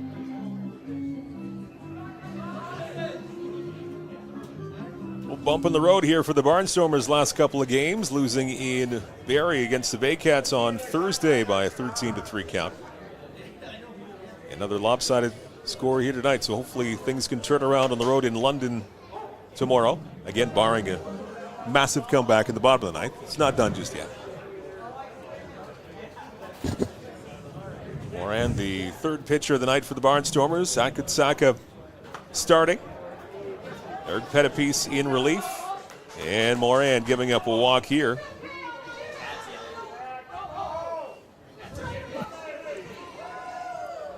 Still having an ongoing battle with home plate umpire and the fans.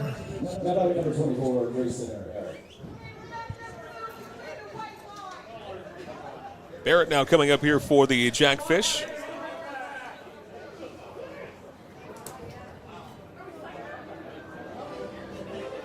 And another visit by the manager.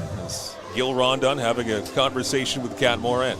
And I bet I know what he's talking about right now. Don't show your emotions. Those strikes. Mm-hmm. Don't react to the umpire's calls. You'll get tossed too, perhaps. Well, yeah. You can't do that. And I'm sure that's what he's relaying to him. Kat Moran, number 2 on the mound for the Barnstormers, third pitcher of the night. And Grayson Barrett, the number 5 hitter for the Welland Jackfish.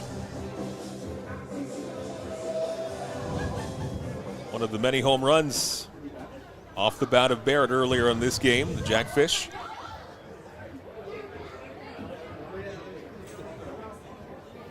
Five home runs in this game for Welland. 2 back last inning in the seemingly forever 8th inning. 2 home runs back-to-back by Sanford and Mullen. And Moran able to pump in a strike.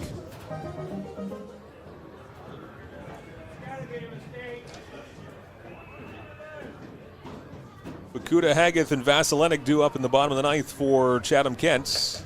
And this one rides inside and too far inside, getting a little bit of the uniform.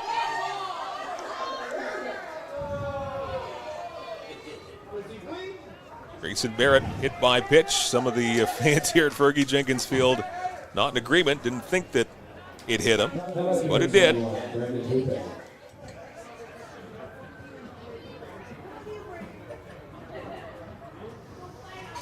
So that puts 2 Jackfish on base. Brandon Hoope is up now, the right fielder for the Jackfish. He's been on base twice. He's doubled. He's reached on an error. And this one stung up the middle and through into center field for a base hit. Rounding third, 1 run is coming in to score, and that's the 12th run for the Jackfish. As Marchese comes in for the 12th run of the night, 12-2 for the Jackfish. Marchese coming in for Robert Mullen, walks and now scores. Barrett hit by a pitch, and Hoope drives in 1.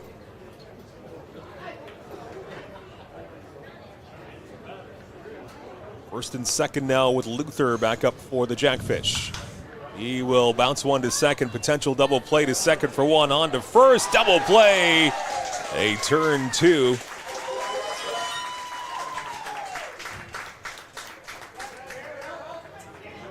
And now that will be a runner at third and 2 out.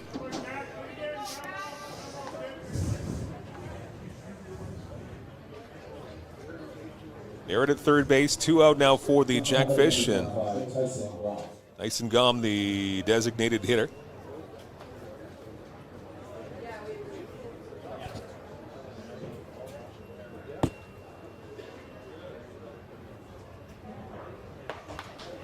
First pitch to Gom goes a bit low.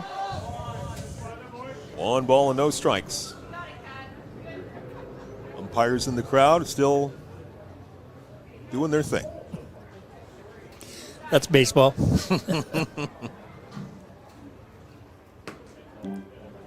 More things to focus on than the umpires right now with the 12-2 score. 12 runs, 13 hits, 1 error for Welland, 2-3-2 for Chatham-Kent.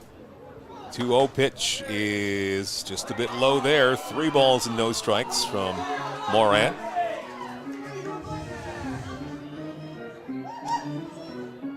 Snively, the home plate umpire, seeing a lot of words going his way tonight. Cadott and Cochran, the other umpires, along the baselines.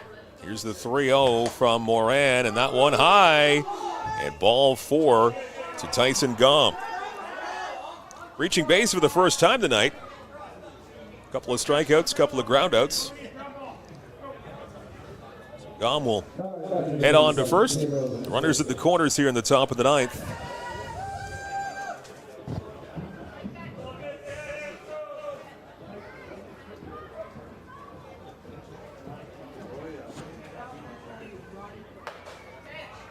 Right down Broadway. Feuerstake, the batter for Welland. Caleb Feuerstake. He's got a single to his name tonight. He's also reached on an error. 2 errors for the Barnstormers, 1 for the Jackfish. The 1 strike pitch is inside. Not getting the call there. 1 ball and 1 strike.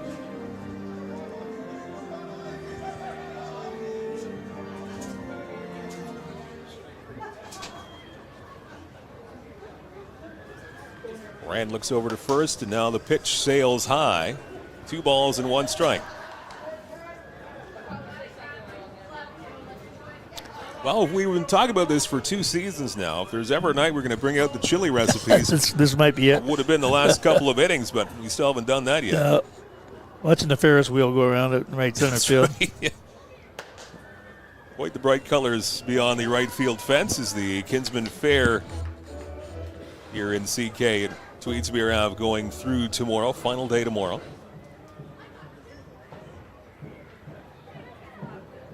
3-1, your count on Feuerstake. 3-1 pitch is low and outside, ball 4. So that will load him up once again. Feuerstake off to first base as he drops a walk.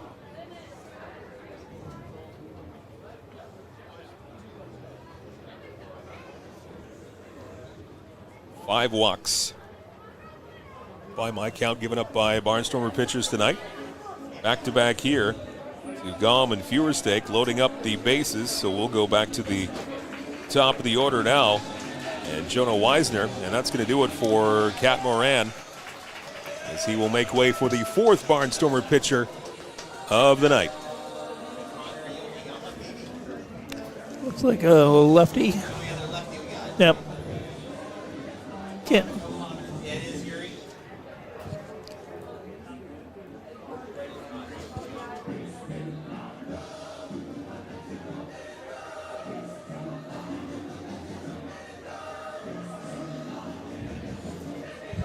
This is called the bullpen for the Barnstormers. Again, brought to you by Main Street Credit Union, where your financial future always in good hands.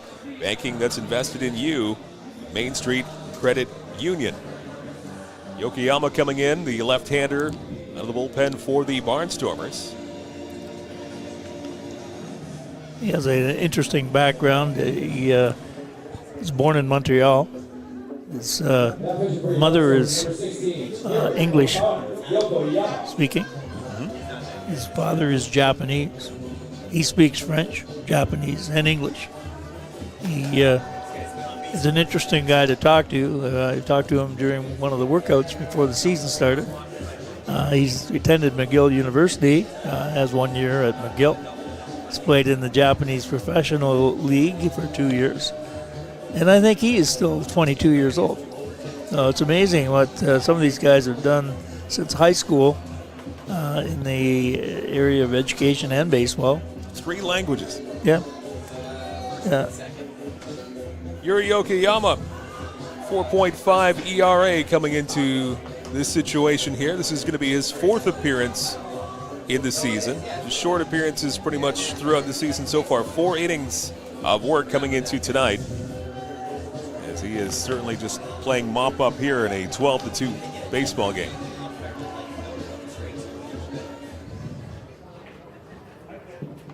Yuri Yokoyama into the ballgame, the 4th pitcher for the Barnstormers here tonight. Back to the top of the order, and Jonah Weisner, his 6th at bat. Home run, double, hit by pitch, and a walk. Good night of the office for Weisner as he sees first pitch, sky to center field, left center field, and there to grab it for the Barnstormers in center field is Lee Kucera. He puts that one away. We are going to the bottom of the 9th here at Fergie Jenkins Field, and it's been all Jackfish so far. It's 12-2, Welland with the lead with Barnstormers TV.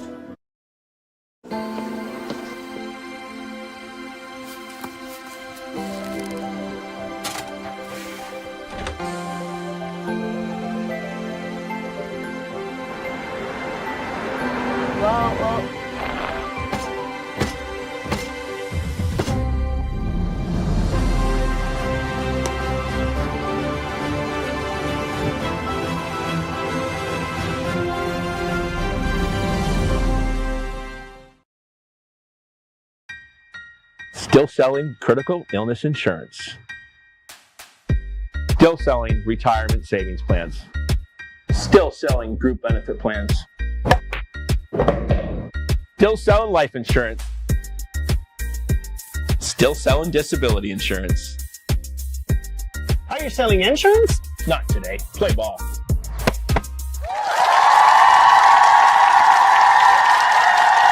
Inyo Pest Advisors, serving all of southwestern Ontario, where you live and where you work.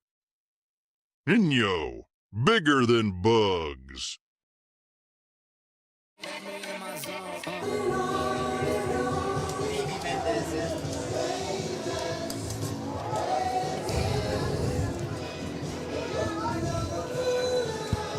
Bottom of the 9th here at Fergie Jenkins Field.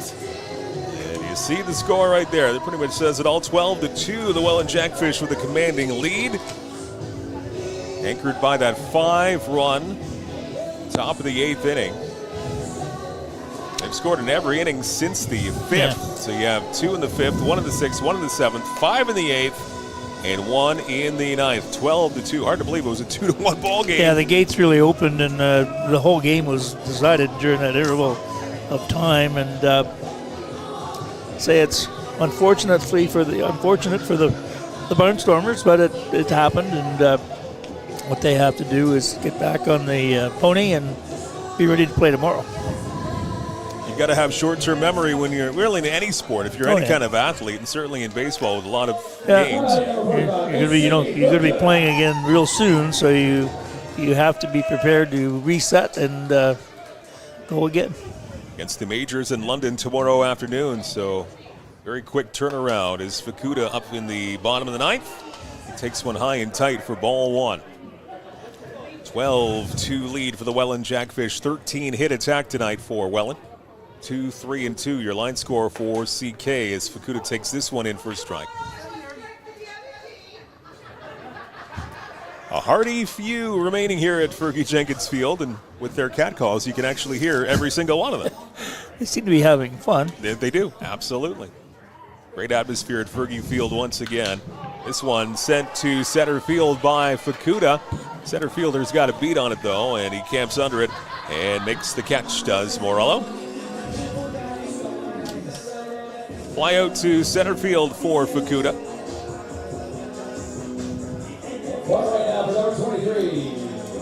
Braxton Haggith is now up for the Barnstormers, left fielder. Strides in here 0 for 2. He's walked. He's flown out, grounded out.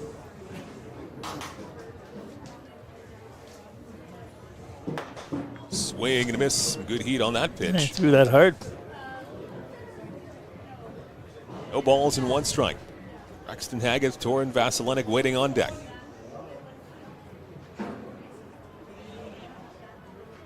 Here's the 0-1. That one gets a piece of it. And Haggith sends it back to the screen. No balls and 2 strikes.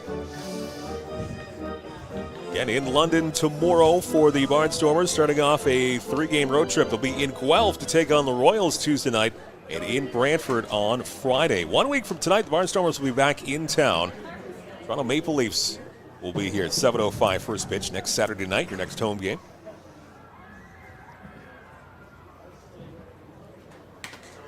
And this one rides high and off the glove of the catcher and maybe off the umpire too. In fact, the next 4 Saturdays will be right here at Fergie Jenkins Field. So spend your Saturday nights right here at the ballpark in CK. Starting off that run against Toronto on the 7th of June, next Saturday night, 7:05. CKBarnstormers.com with all of the information. 1-2 pitch rides high and outside as Haggith remains alive. 2 balls and 2 strikes.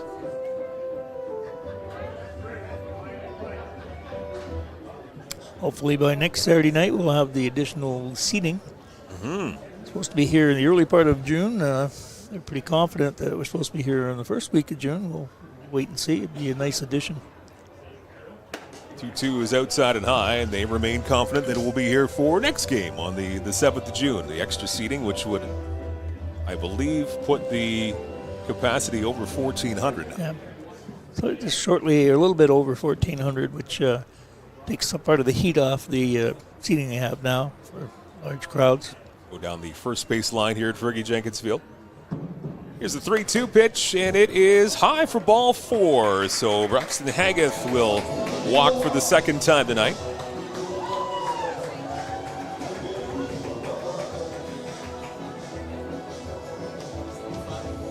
Torin Vasilenic now strolls in for the Barnstormers. Number 5, Torin Vasilenic. He's walked the last time he came up in the 7th inning. He drew a base on balls.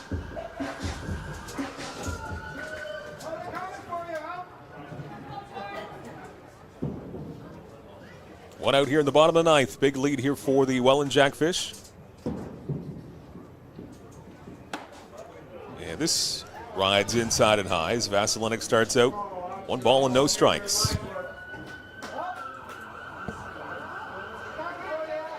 Jackfish on the verge of going to 6-0 in this young IBL season for 2025. Barnstormers in danger of falling to 2-4. And that would put their losing streak at 3 games.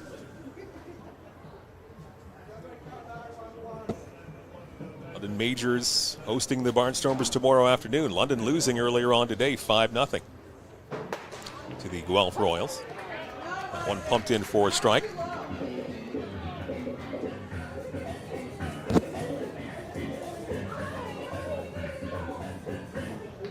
One ball and 1 strike on Vasilenic.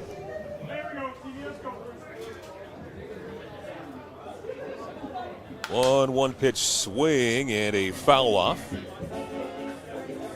A high pitch there, but got a good amount of strange sound when it hit the bat. Yeah, got a good amount of lumber on it. Foul it off to the left-hand side. 1 ball and 2 strikes. Your count. 1 out. Bottom of the 9th.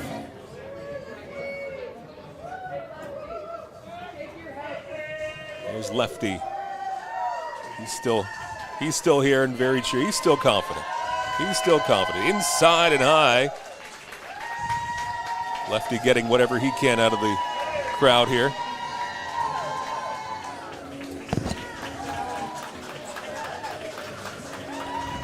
2 balls and 2 strikes on Torin Vasilenic.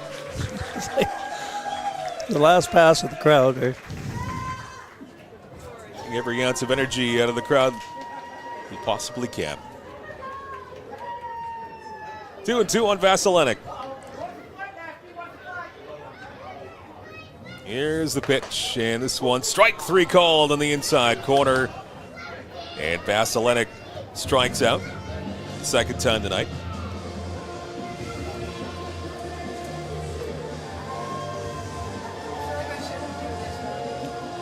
Sixth strikeout of the night for Jackfish pitchers. And Spencer Moran, the last hope here for the Barnstormers to try and keep this thing going. A 12-2 baseball game.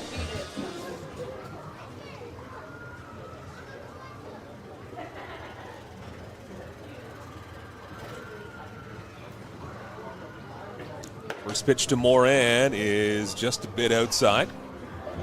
They don't get the call on that one. Welland doesn't, so 1 ball and no strikes on Spencer Moran. Officially 0 for 2, ground out strikeout, and he's been hit by a pitch.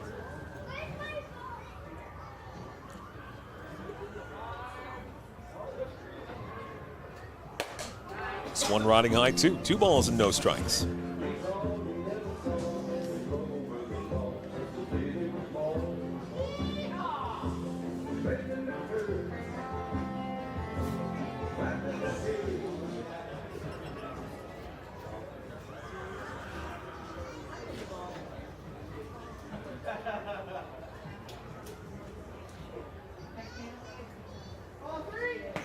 The 2-0 pitch is inside and in the dirt, and that's going to move the runner up 90 feet as Haggith will take his place at second.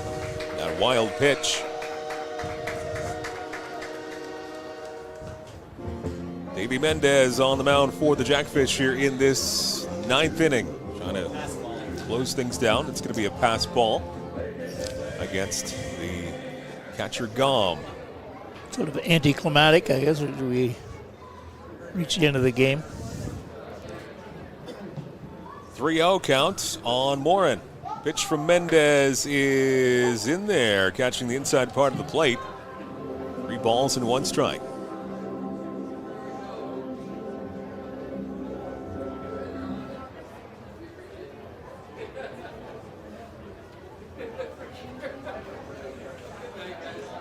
Three-one pitch from Mendez, and that hits the strike zone. Might have thought that was a little bit on the high side, but he'll leave that one alone. That fills up the count, 3 balls and 2 strikes. You know, I was looking, we've only had 2 errors, and they were both in that inning. The that 5-run eighth. 5-run inning, yeah. Not a pretty one for CK. Here's the pitch, and it's in for a strike. Strike 3 called, and that is the ball game. A convincing victory for the Welland Jackfish as Davey Mendez finishes things up here in the 9th, retiring the Barnstormers in a 12-2 win for Welland as they extend their winning streak to begin this season. They're now 6-0 on the 2025 season. A great start for Welland, and for the Barnstormers, they dropped their 3rd straight. And they dropped to 2-4, as now they have no time at all to think about it and dwell on it. They've got to forget about it. They've got a bus to catch as they go to London tomorrow afternoon. Well, if you play enough baseball, you have to learn to do that, and that's the nature of the game. And if you watch enough baseball, you realize you can lose by a lot and not play well one night and turn around the next day and have a gem of a game. So let's hope that that's going to happen to the Barnstormers, and look forward to the rest of the season. And we've seen a bit of parity so far in this league to a certain extent as London loses earlier on today to Guelph as the Royals win 5-0 earlier on today. As we are going to go down to field level and join a good friend Peter Cobb with our player of the game. Folks, my player of the game comes to us from the land of the rising sun. Yu Shinoka, born and raised in Nagasaki. And we are thrilled that you're here in Chatham, Ontario. Hey, you get to wear the hat? Yeah? And we got a gift card for you. Listen, Yushin, in the 5th inning, U-turn on a fastball, and it landed out near the Ferris wheel there at the JC Fair. Yeah, tell us, walk us through that at bat.